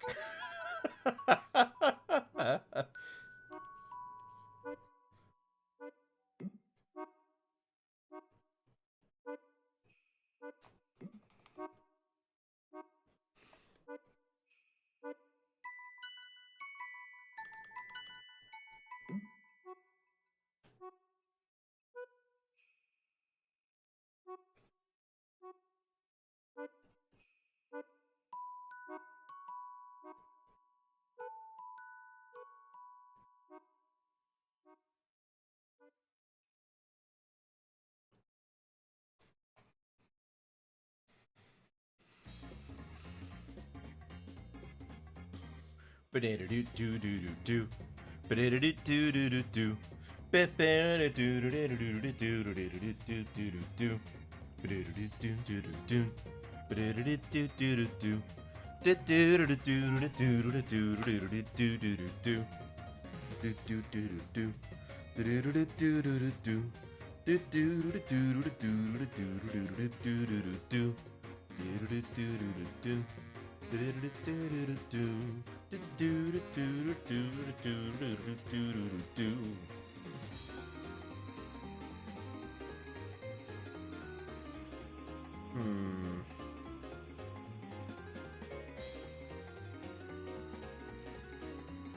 Oh gosh.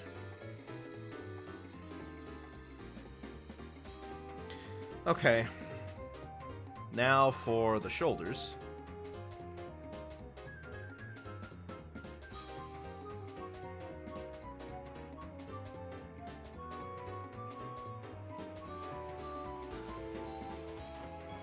Oh, that's not what I wanted at all.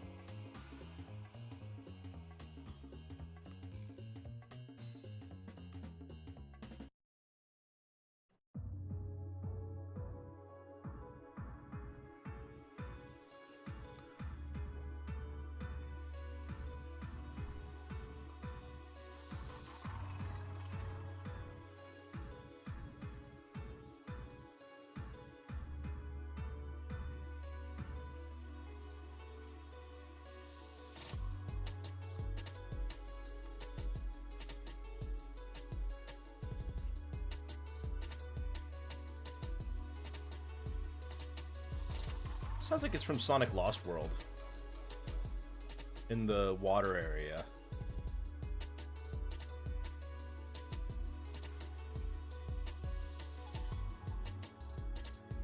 Wait a minute. Oh, it's from 06. That's why. When that piano part came in, I was like, oh, wait, that's it.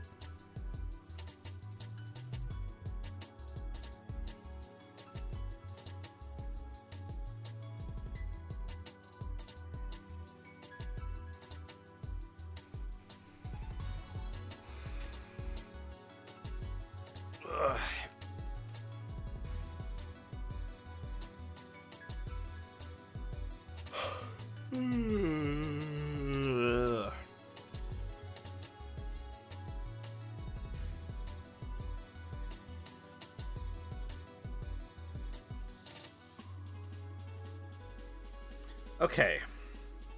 I think I can get rid of all my reference images now because I have all the colors I need. Yeah, I have all the colors I need. Get rid of all these reference images. Okay, now we just focus on wrapping this up. Got to do a little bit on the tooth here.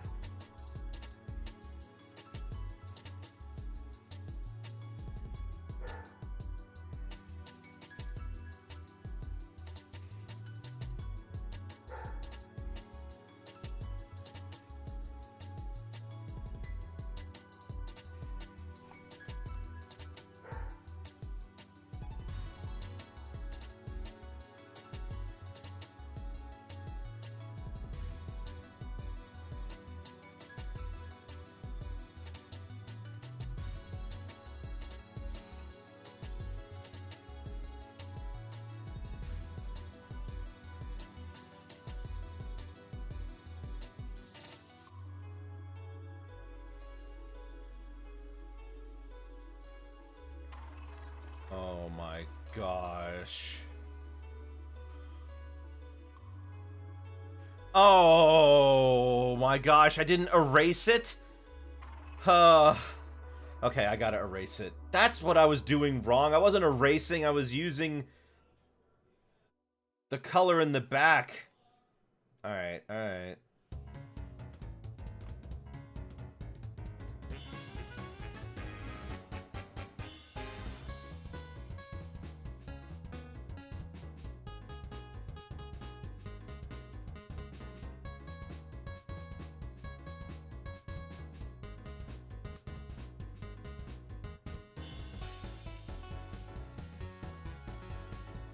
This isn't really something you fix by checking the layers.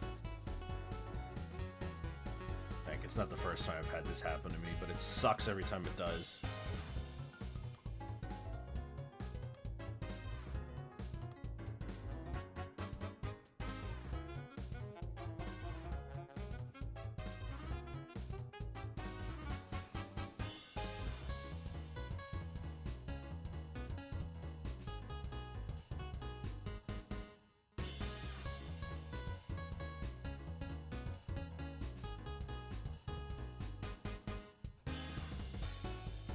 My favorite thing in those Has Been Hotel parody songs is every time Vaggie speaks, her dialogue is always, I like girls.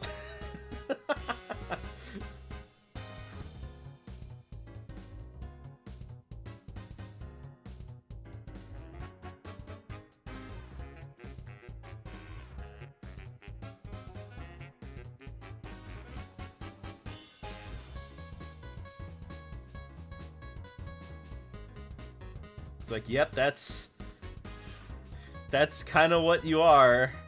I mean, no, not really. She's got some things going on, but a lot of her character is defined by her relationship with, Charlie.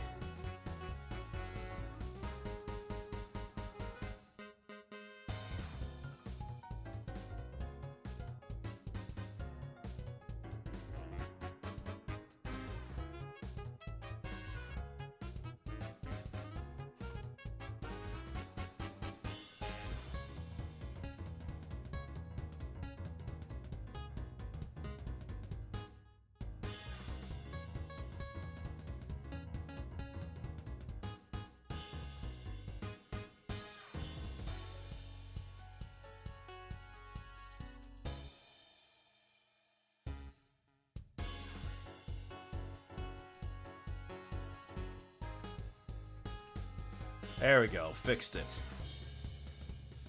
I thought this was gonna be simpler. You have to pardon me.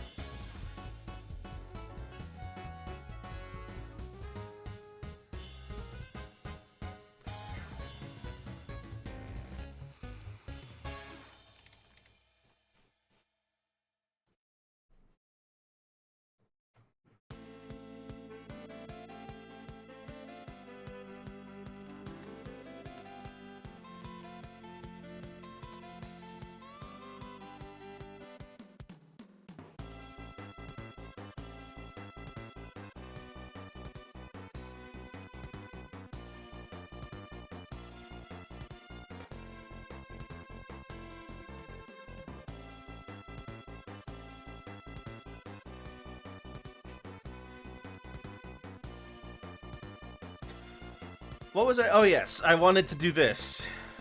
Gosh. What is this song? Super Valis 4. Huh. Never heard of that game.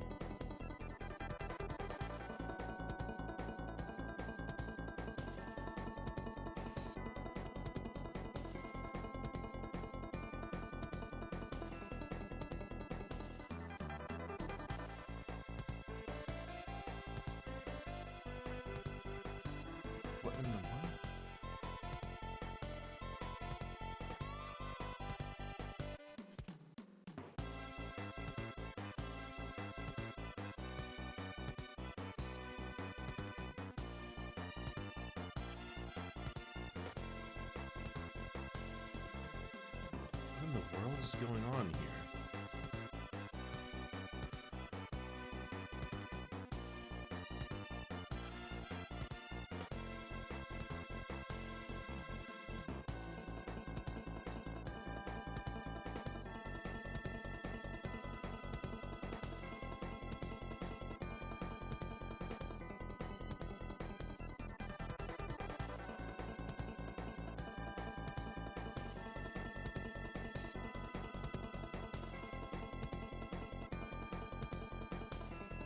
It's in these SNES for a lot of these Switch was just sort of playing. It's a lot of fun.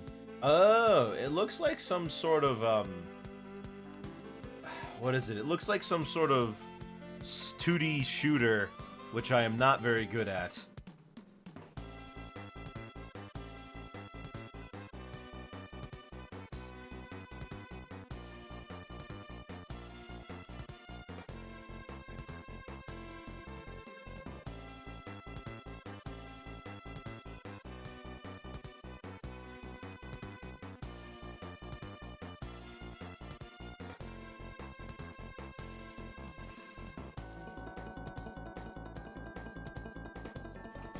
am I having so much trouble with this one?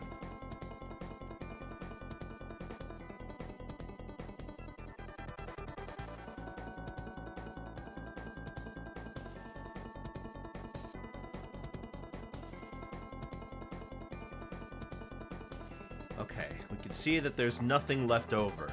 Good. Finally. Jeez, I can just do this tooth.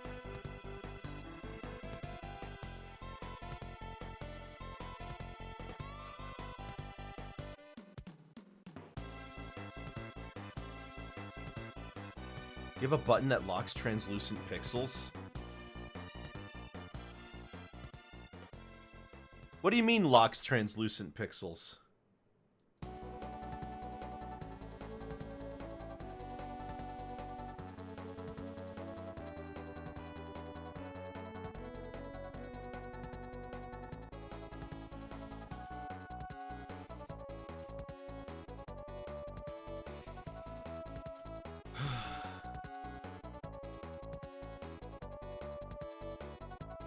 With clips that you like translucent pixels, you only draw on pixels that have been colored.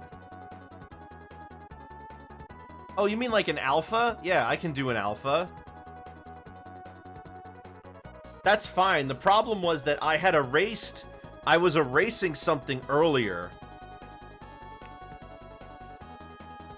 I was erasing something earlier, which, instead of erasing it, I actually drew with the color underneath, making me think I was erasing it.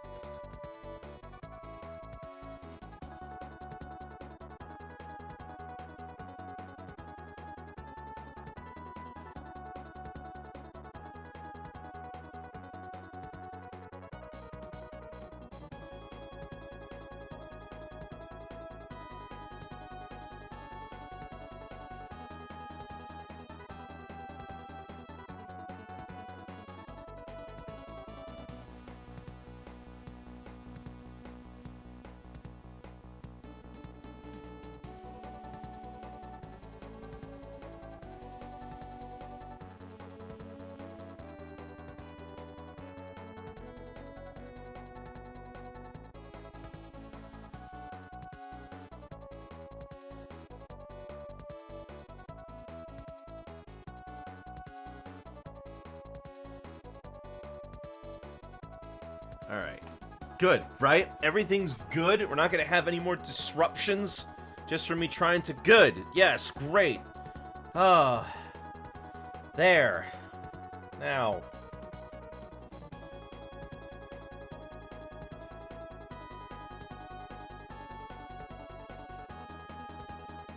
Finally. Gosh, this...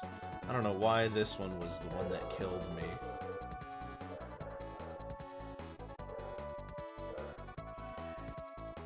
There we go. Okay, one more. Gosh.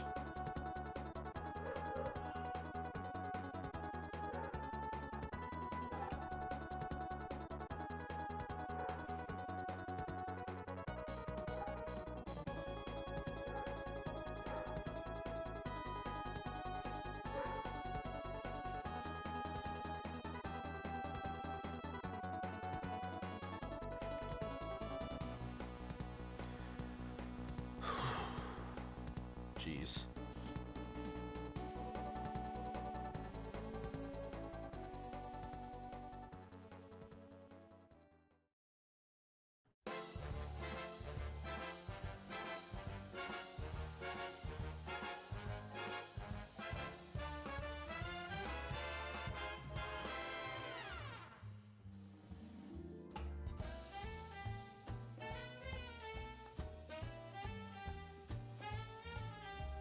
Now we've got it already. Oh, gosh. Don't know why this one took so much out of me to try to figure out how to do right.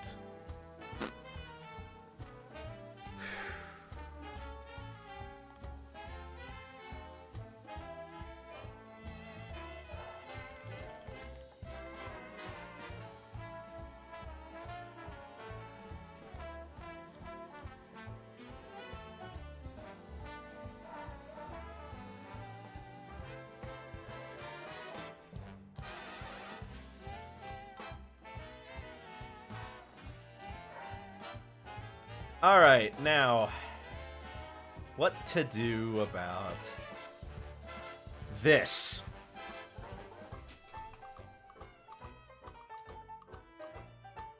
Maybe something like this.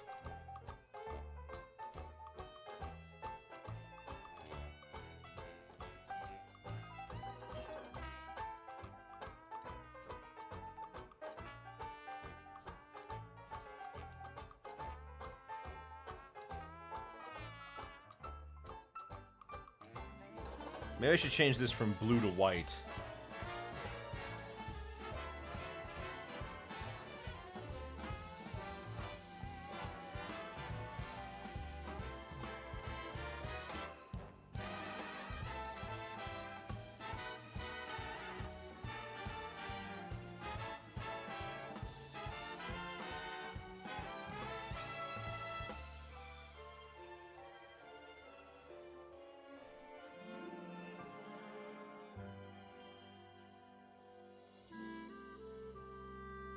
That looks better. That looks a little bit more like a bowl. Alright, we'll go with that. Okay, excellent. Now we just gotta shade everything else.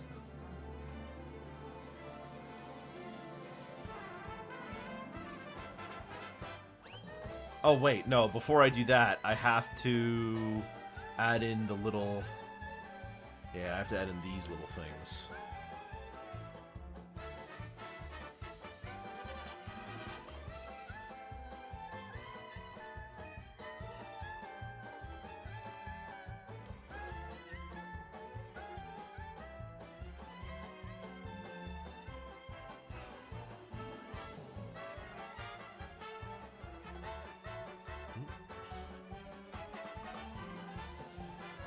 There we go.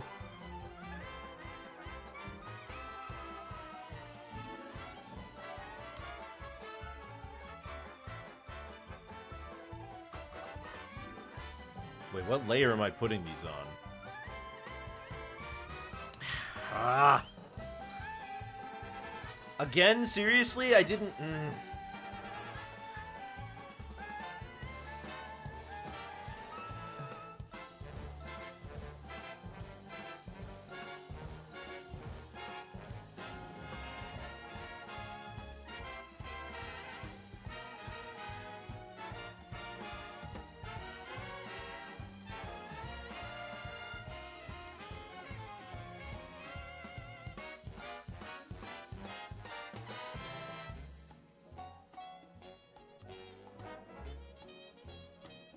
There we go.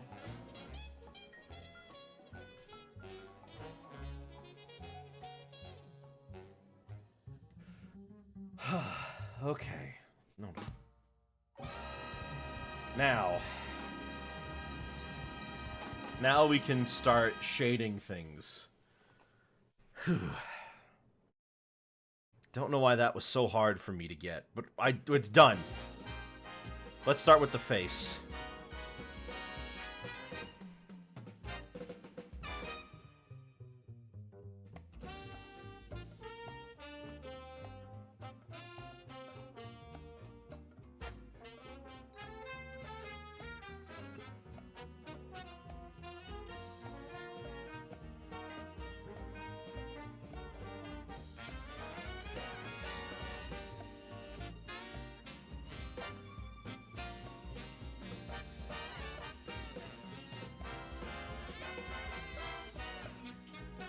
Hey, chat, what's your favorite Nicktoon? I think mine's always going to be Ren and Stimpy.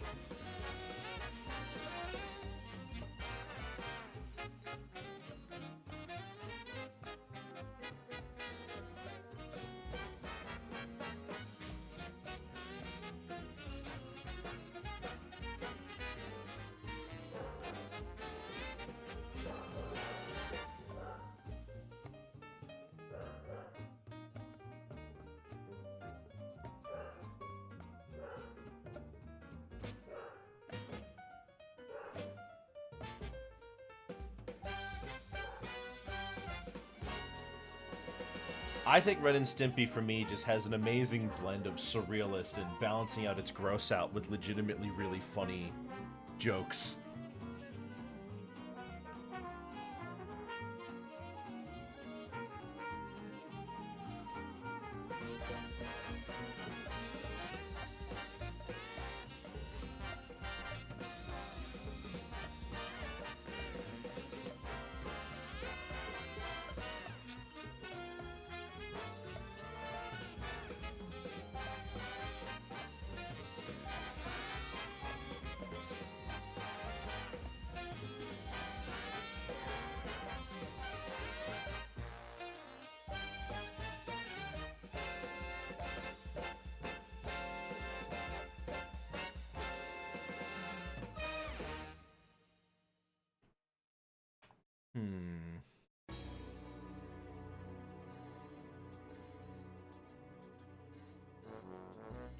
clean this up here?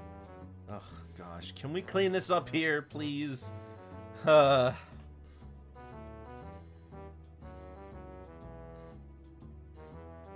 we go.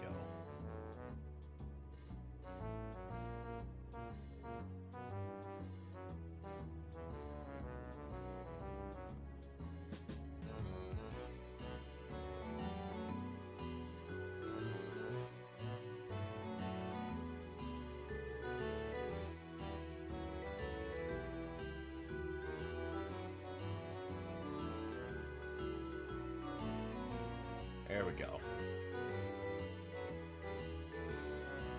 A nice indent around where the eyes are. Should get us. There we go. Should get us close to what we're looking for here.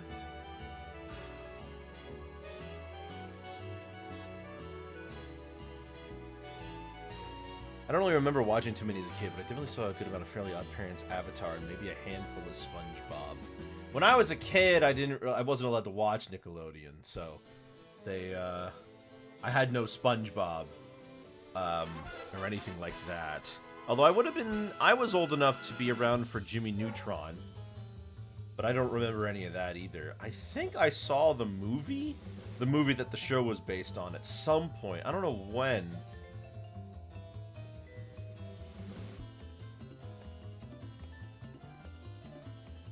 I think it was at somebody else's house.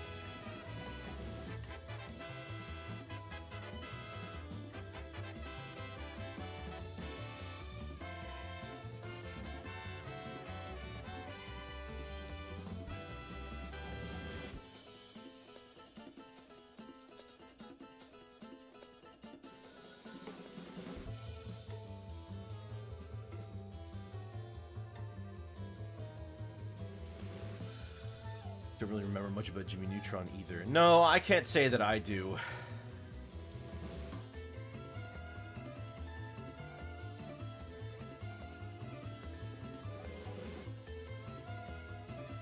Nothing really sticks out to me about any of those.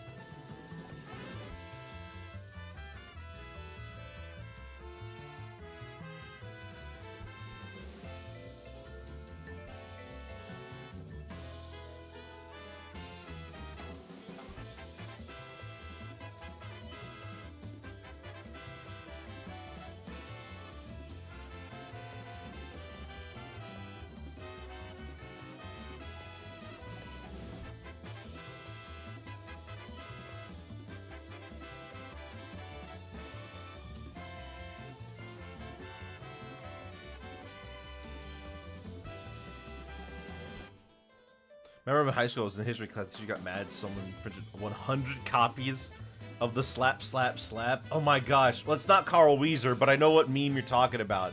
I don't remember the name of the kid. Might have been Jorgie or something.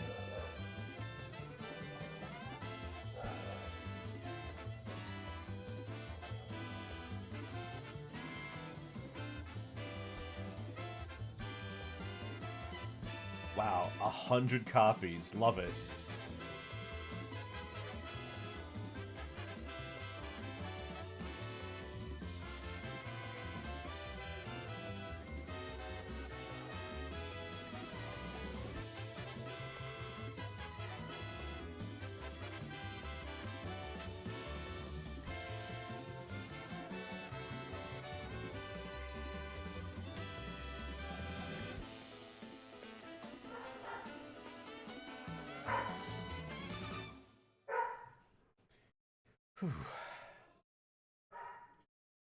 I remember this one bit in SpongeBob where Sandy's like, back in Texas, we call ice cream frozen cow juice. And I asked my Texan friend that, and she was like, no.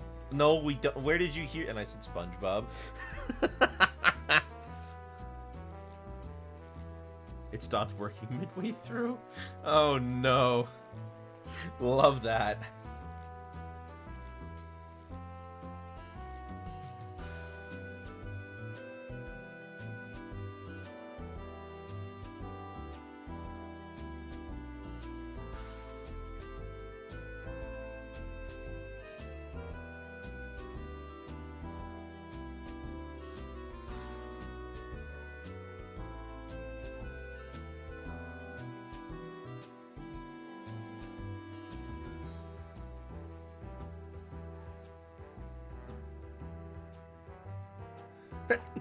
Oh, excuse me. Whew.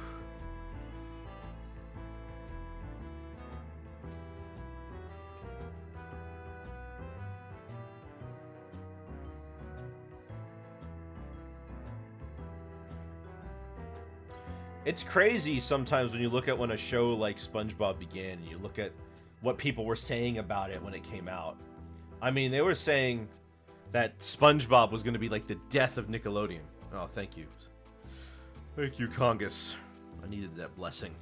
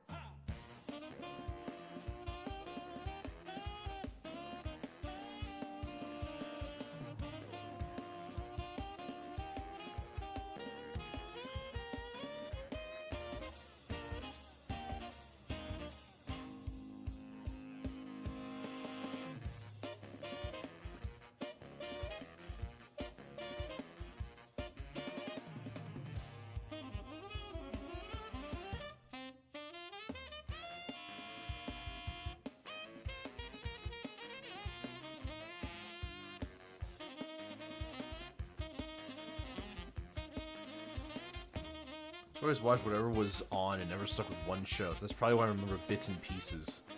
Ooh, that's fair. I was always a Disney Channel kid, so I had to watch... You know, I was watching Kim Possible and the like. But Kim Possible's good, so it's alright. It's not like Kim Possible's bad. I wasn't allowed to watch The Proud Family, though. Don't know why. Well, they claim... Though I've asked my parents about it, and they claim that didn't happen, but it did. I remember.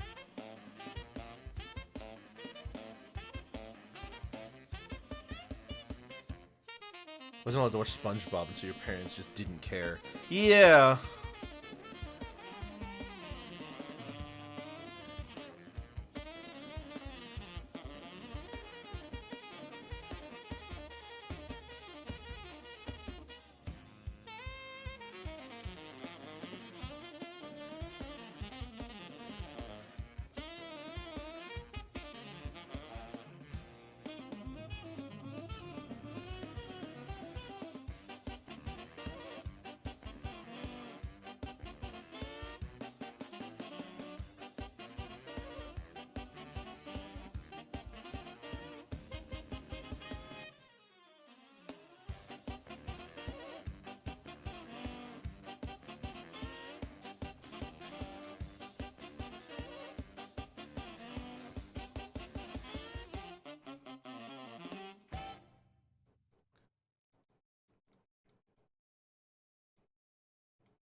Yeah, let's shade the eyeballs. Oh, right, the tail. I could just do the tail in a second.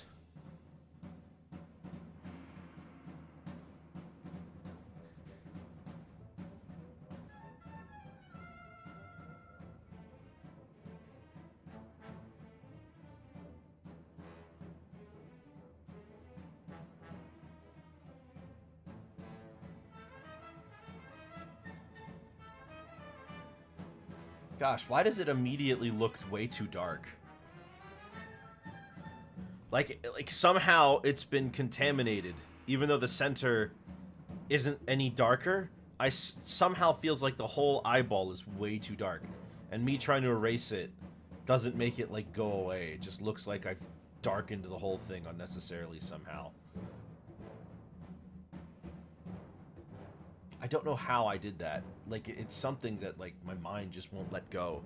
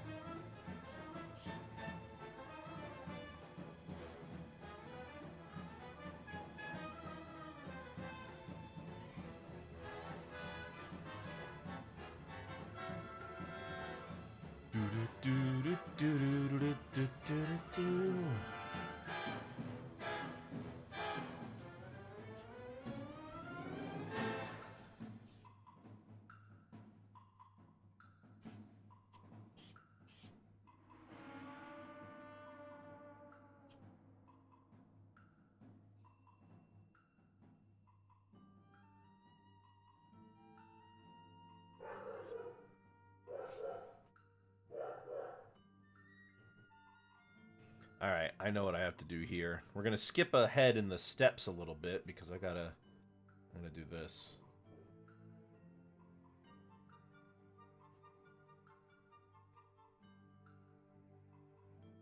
There we go. Now I gotta do the same for the other one.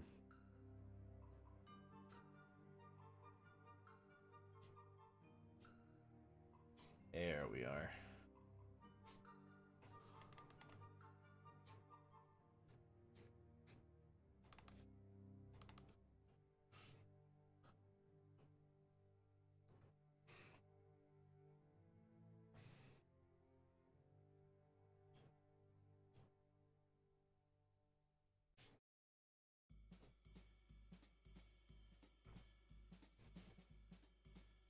Clean that up a little, clean this up a little. There we go.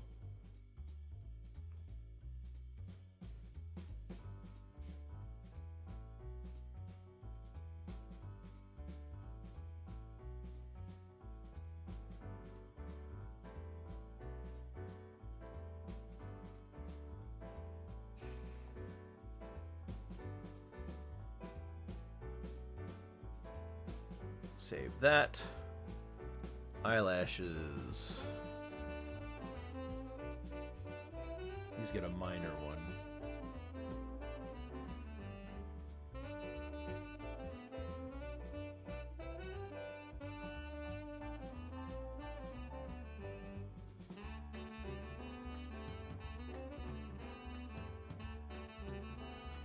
So yesterday while I was looking around Twitter, I found somebody who linked to a website that scanned this staircase. Now, it's not just any staircase. The staircase that they scanned was in the Cartoon Network building. And it was for a place where for 23 years, people who worked at the studio would go in and tag it, and they would draw all their stuff.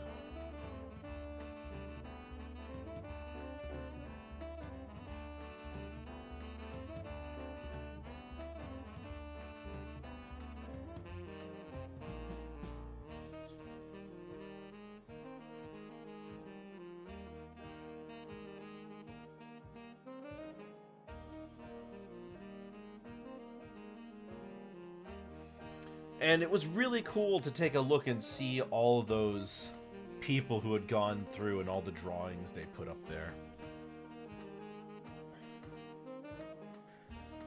I kind of wished at one day I could have been somebody who did that, but unfortunately it wasn't meant to be.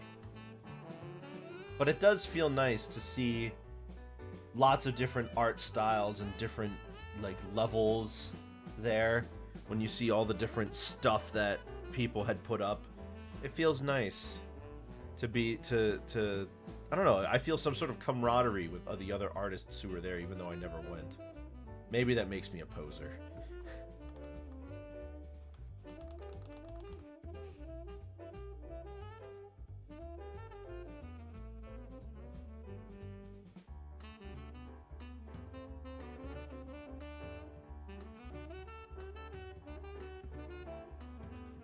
Oh, you know what I forgot to do?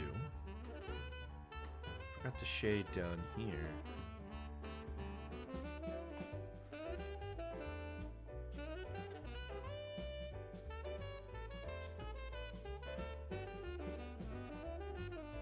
Yeah, there we go.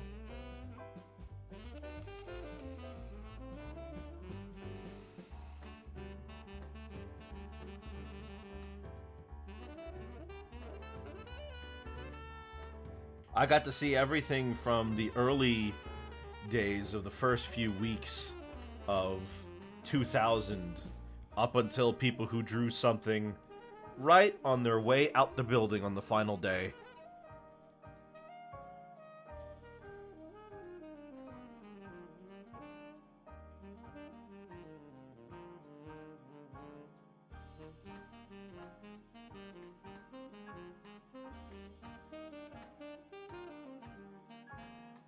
Oh. Oh well. Maybe some other day I'll be able to be part of something bigger like that.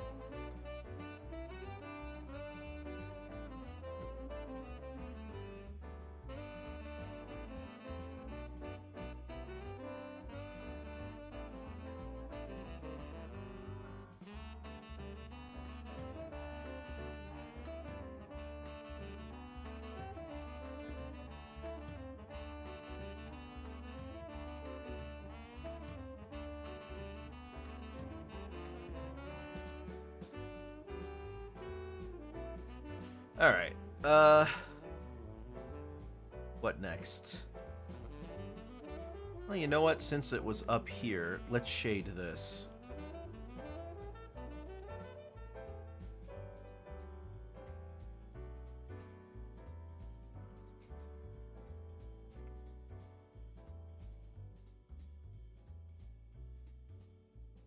It's all good, man. Appreciate your art and what you do. Thank you. It's not easy.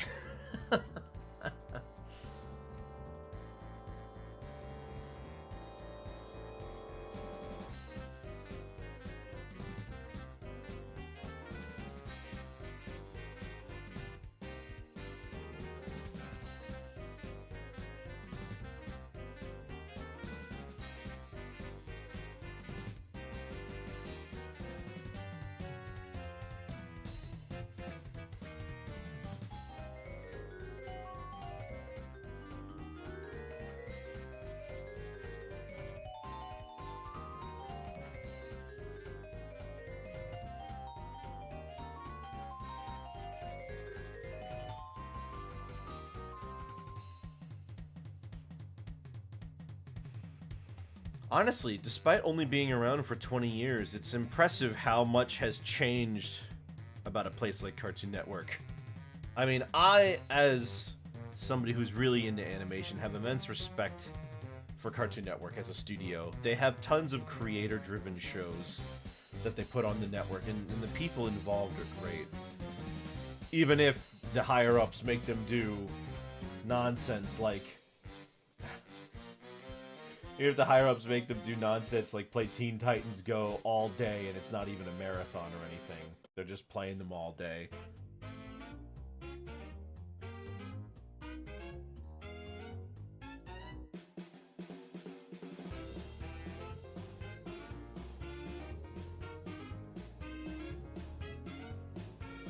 Oh, hang on. Let me get the tail.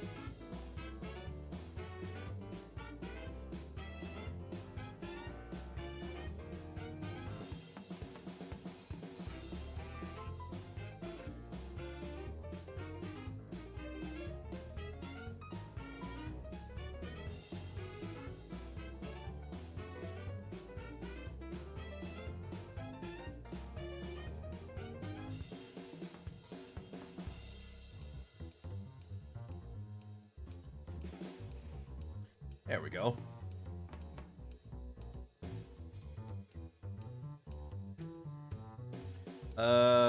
Right. Now let's go for the back behind the bowl.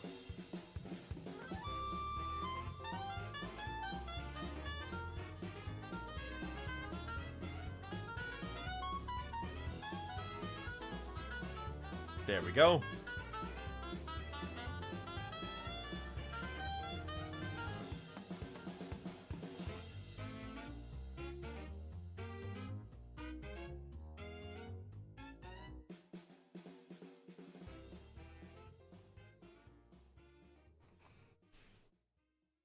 How does that look? Oh yeah, that looks fine.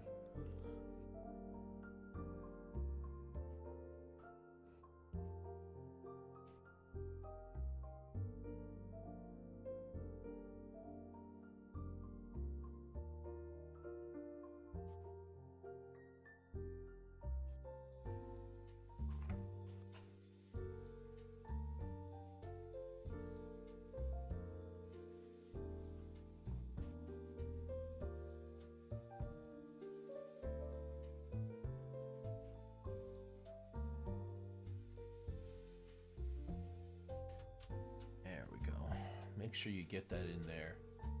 Make it dark. There we go. Yeah.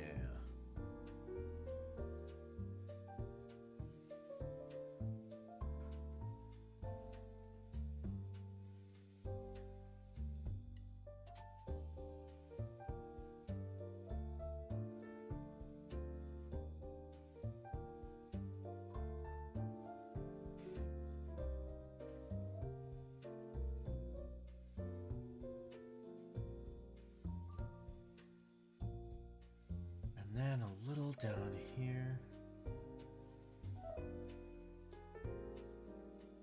Yeah, there we go.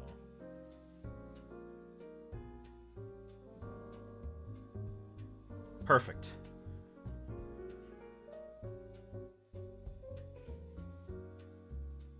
Now for on here.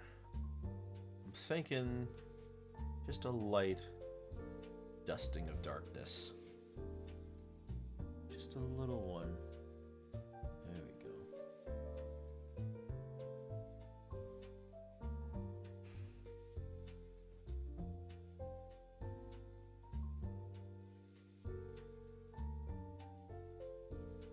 There we go.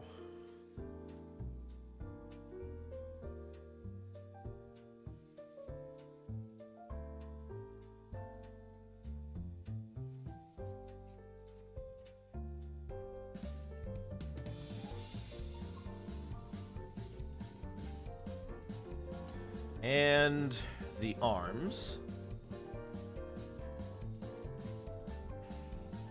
Ooh, the zipper. Hang on. Let me get the zipper.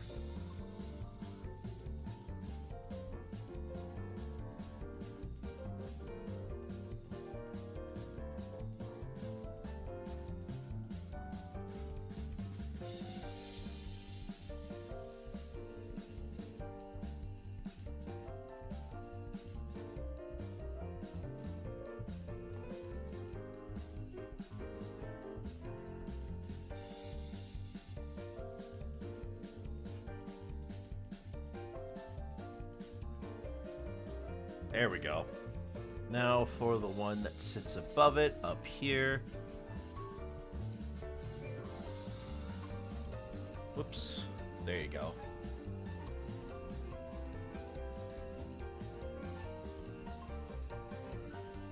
I think the thing when I look at that Cartoon Network staircase and I see all the different people who were involved, it makes me realize that a lot of them really are passionate about what they do, the characters they create, as well as their history. Because you see a lot of people who drew old characters from shows that weren't on TV anymore. And I think it's a perfect example of a company that really is powered by its creatives.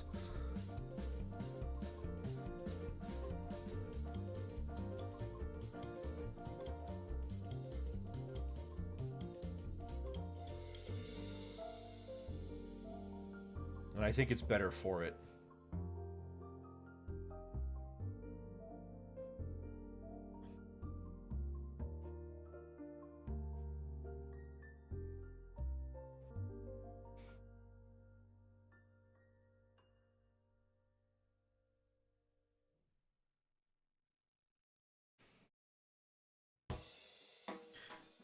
And funny thing, I even found that one drawing that got people mad when that one intern drew over the drawing of Spike Spiegel. That's still there.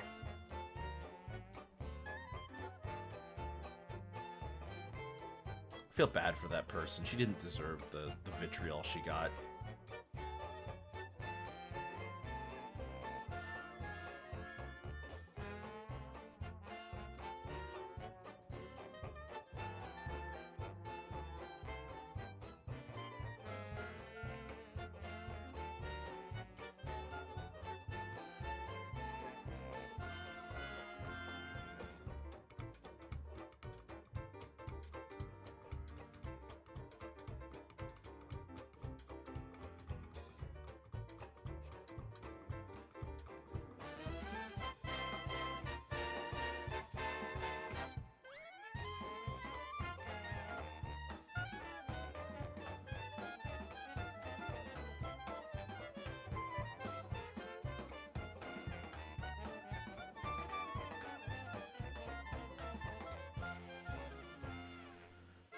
Huh. Alright, let's start the shine part.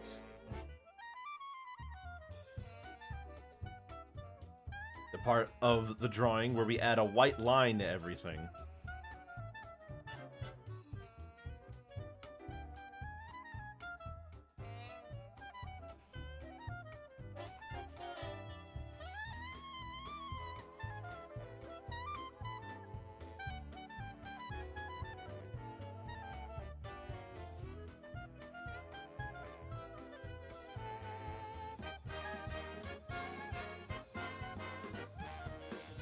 Ah, that one's fine. Although maybe I should take a little bit more time here and clean this up.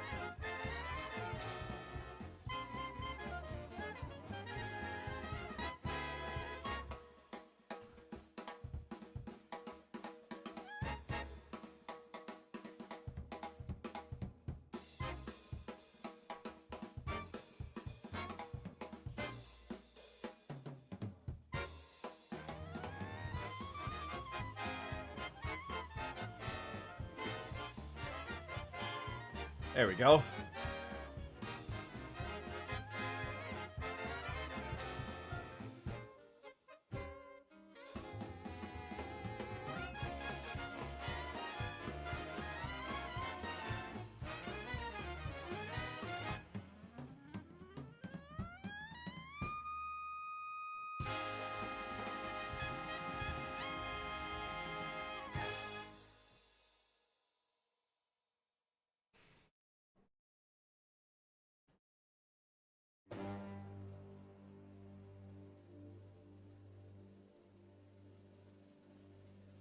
Go.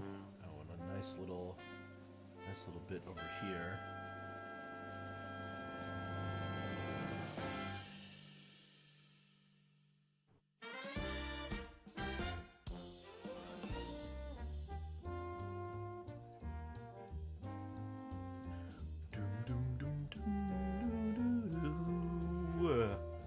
Oh my gosh, I forgot the flower. It's fine. That shouldn't be too bad. I don't think anyway.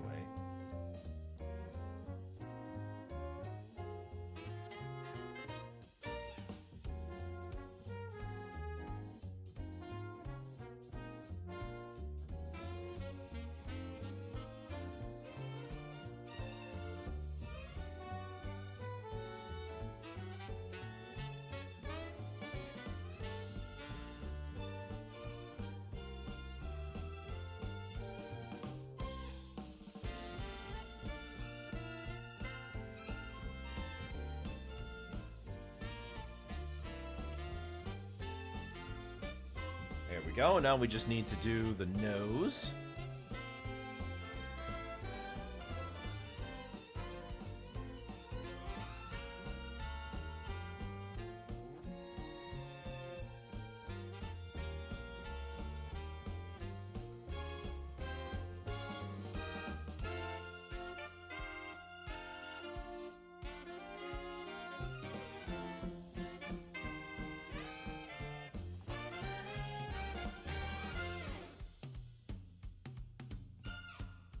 we go.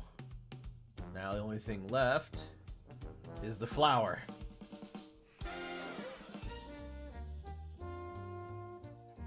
Well, I guess the eyes, we could work on that a little bit.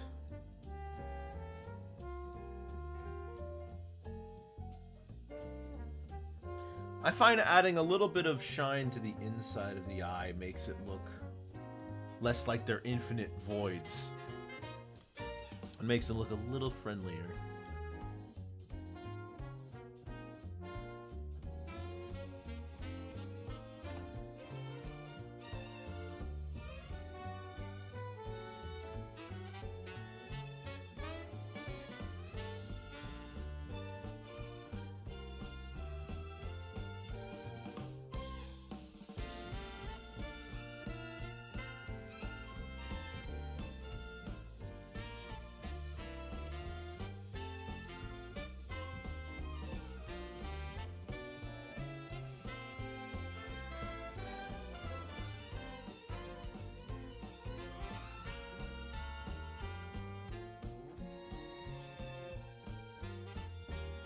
Nice big. There we go. And then for the flower.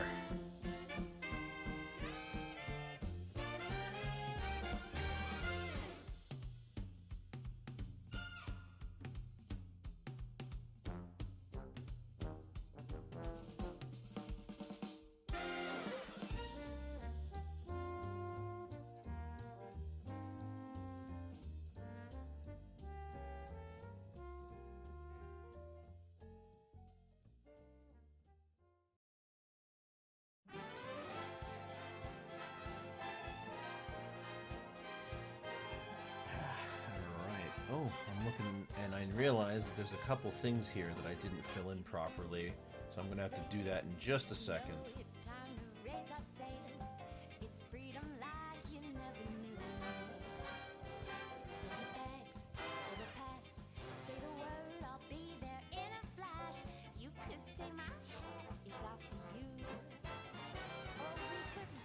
Oh, not quite like that, just a little more. There we go.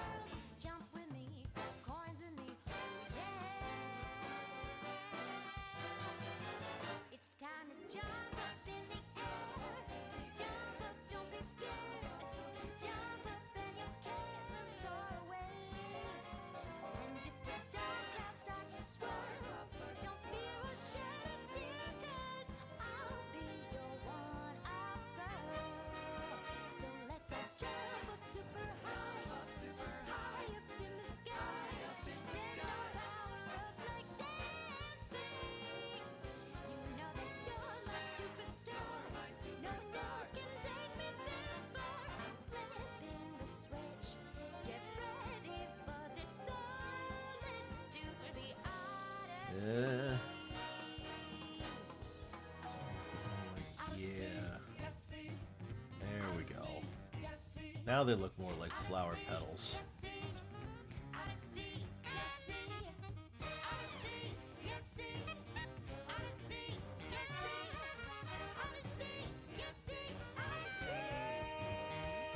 Oh well, didn't need that one too badly anyways. Just look. Places I forgot to fill.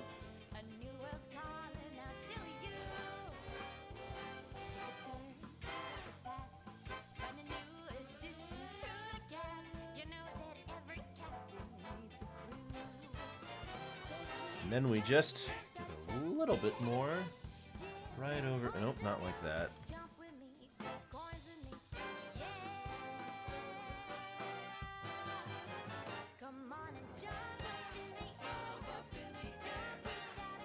There we go.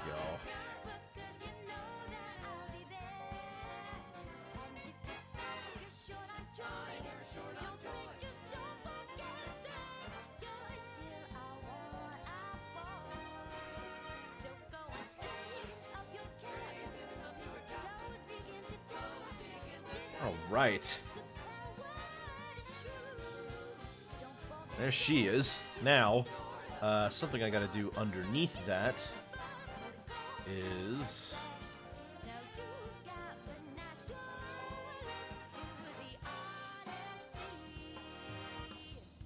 I gotta turn off the background for this because we gotta see the shading for the flower.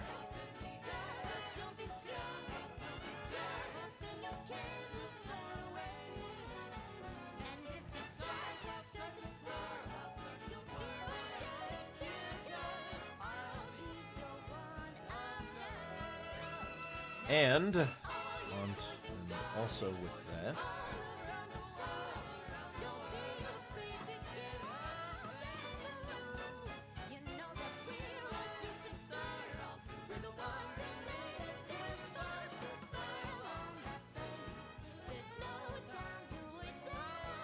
nope, get rid of that.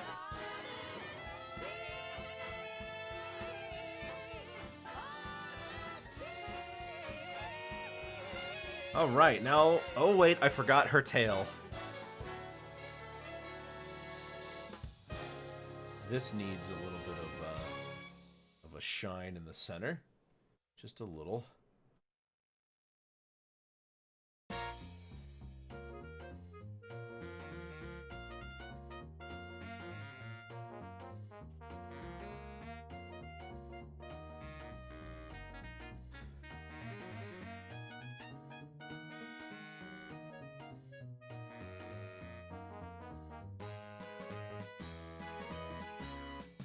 Okay, great. Now for the background.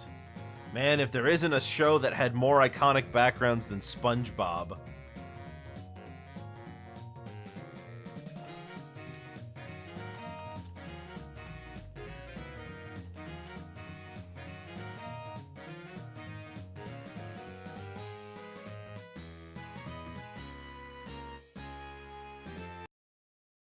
We're looking for a yellow. There we go.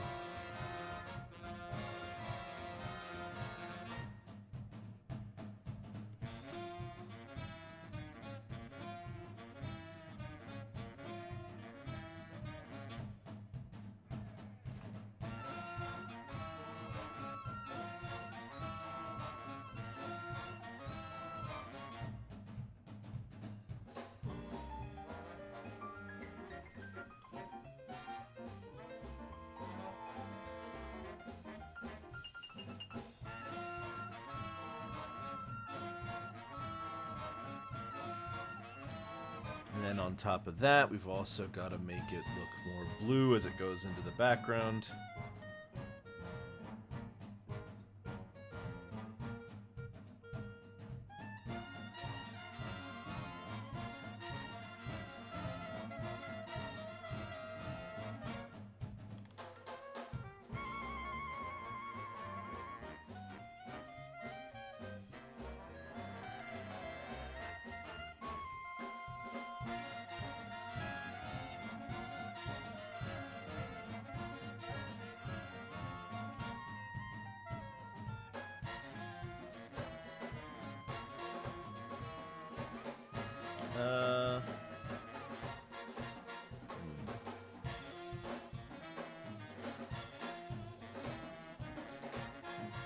Oh, that's better. Maybe it's like that. Oh, that looks better, yeah.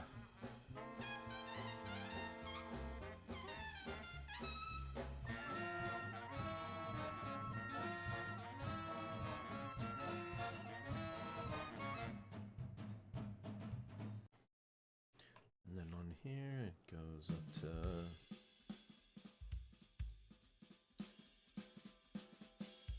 pretty much there, yeah.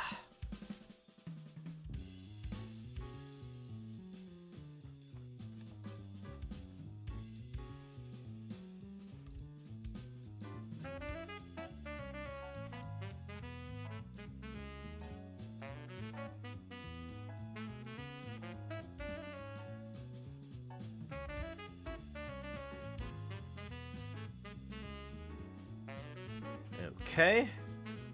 Then, at the top, there's a bit of yellow.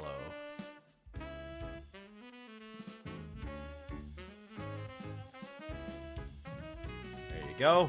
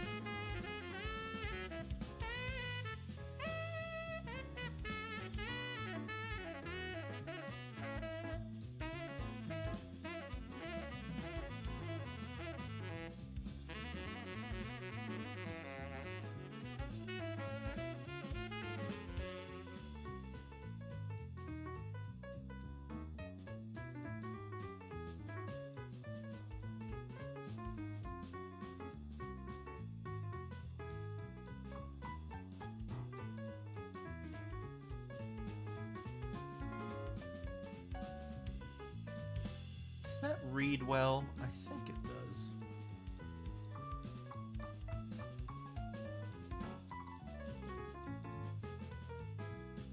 Thank you. Let me just try to figure out the balance of color here. What if we added dark purple over everything?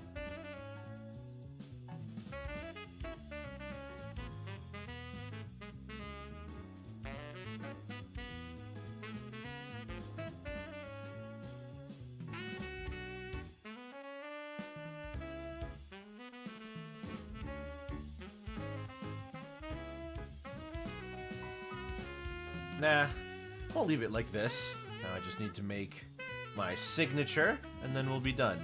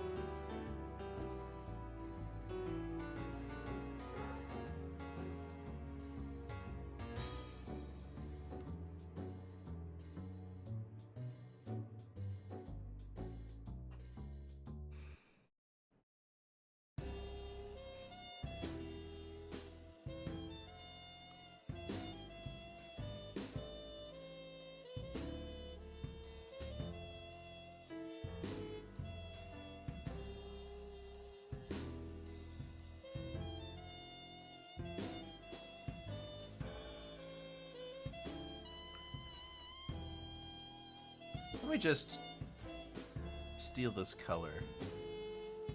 There we go.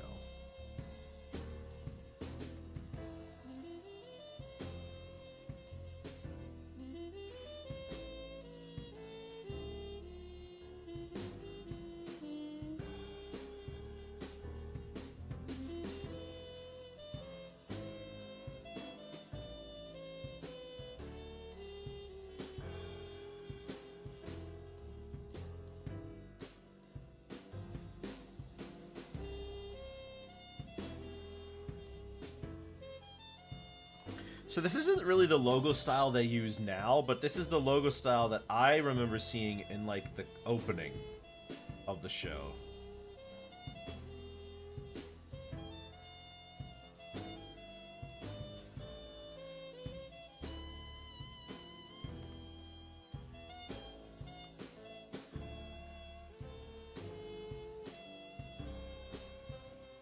I think it actually, you know, it has that little drawing of SpongeBob. I don't know if it still has that in the intro. I think it does.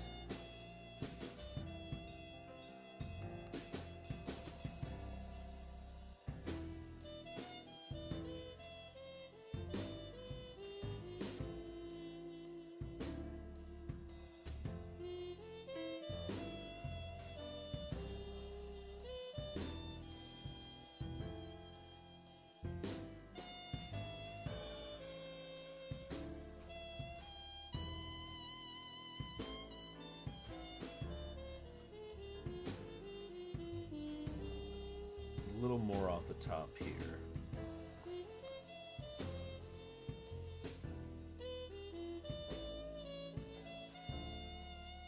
Nice.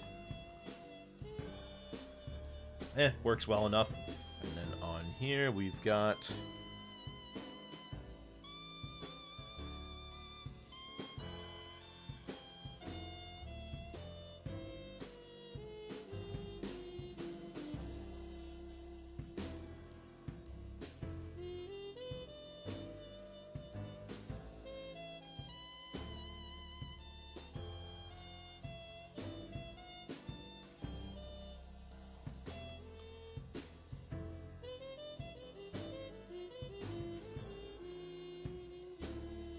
There we go. Ah, and there's Sandy. This one was pretty simple. Although I delayed. I dilly-dallied. But hey, whatever. Looks pretty good to have that all done. Not bad. Tomorrow might be a different story, though. We'll have to see.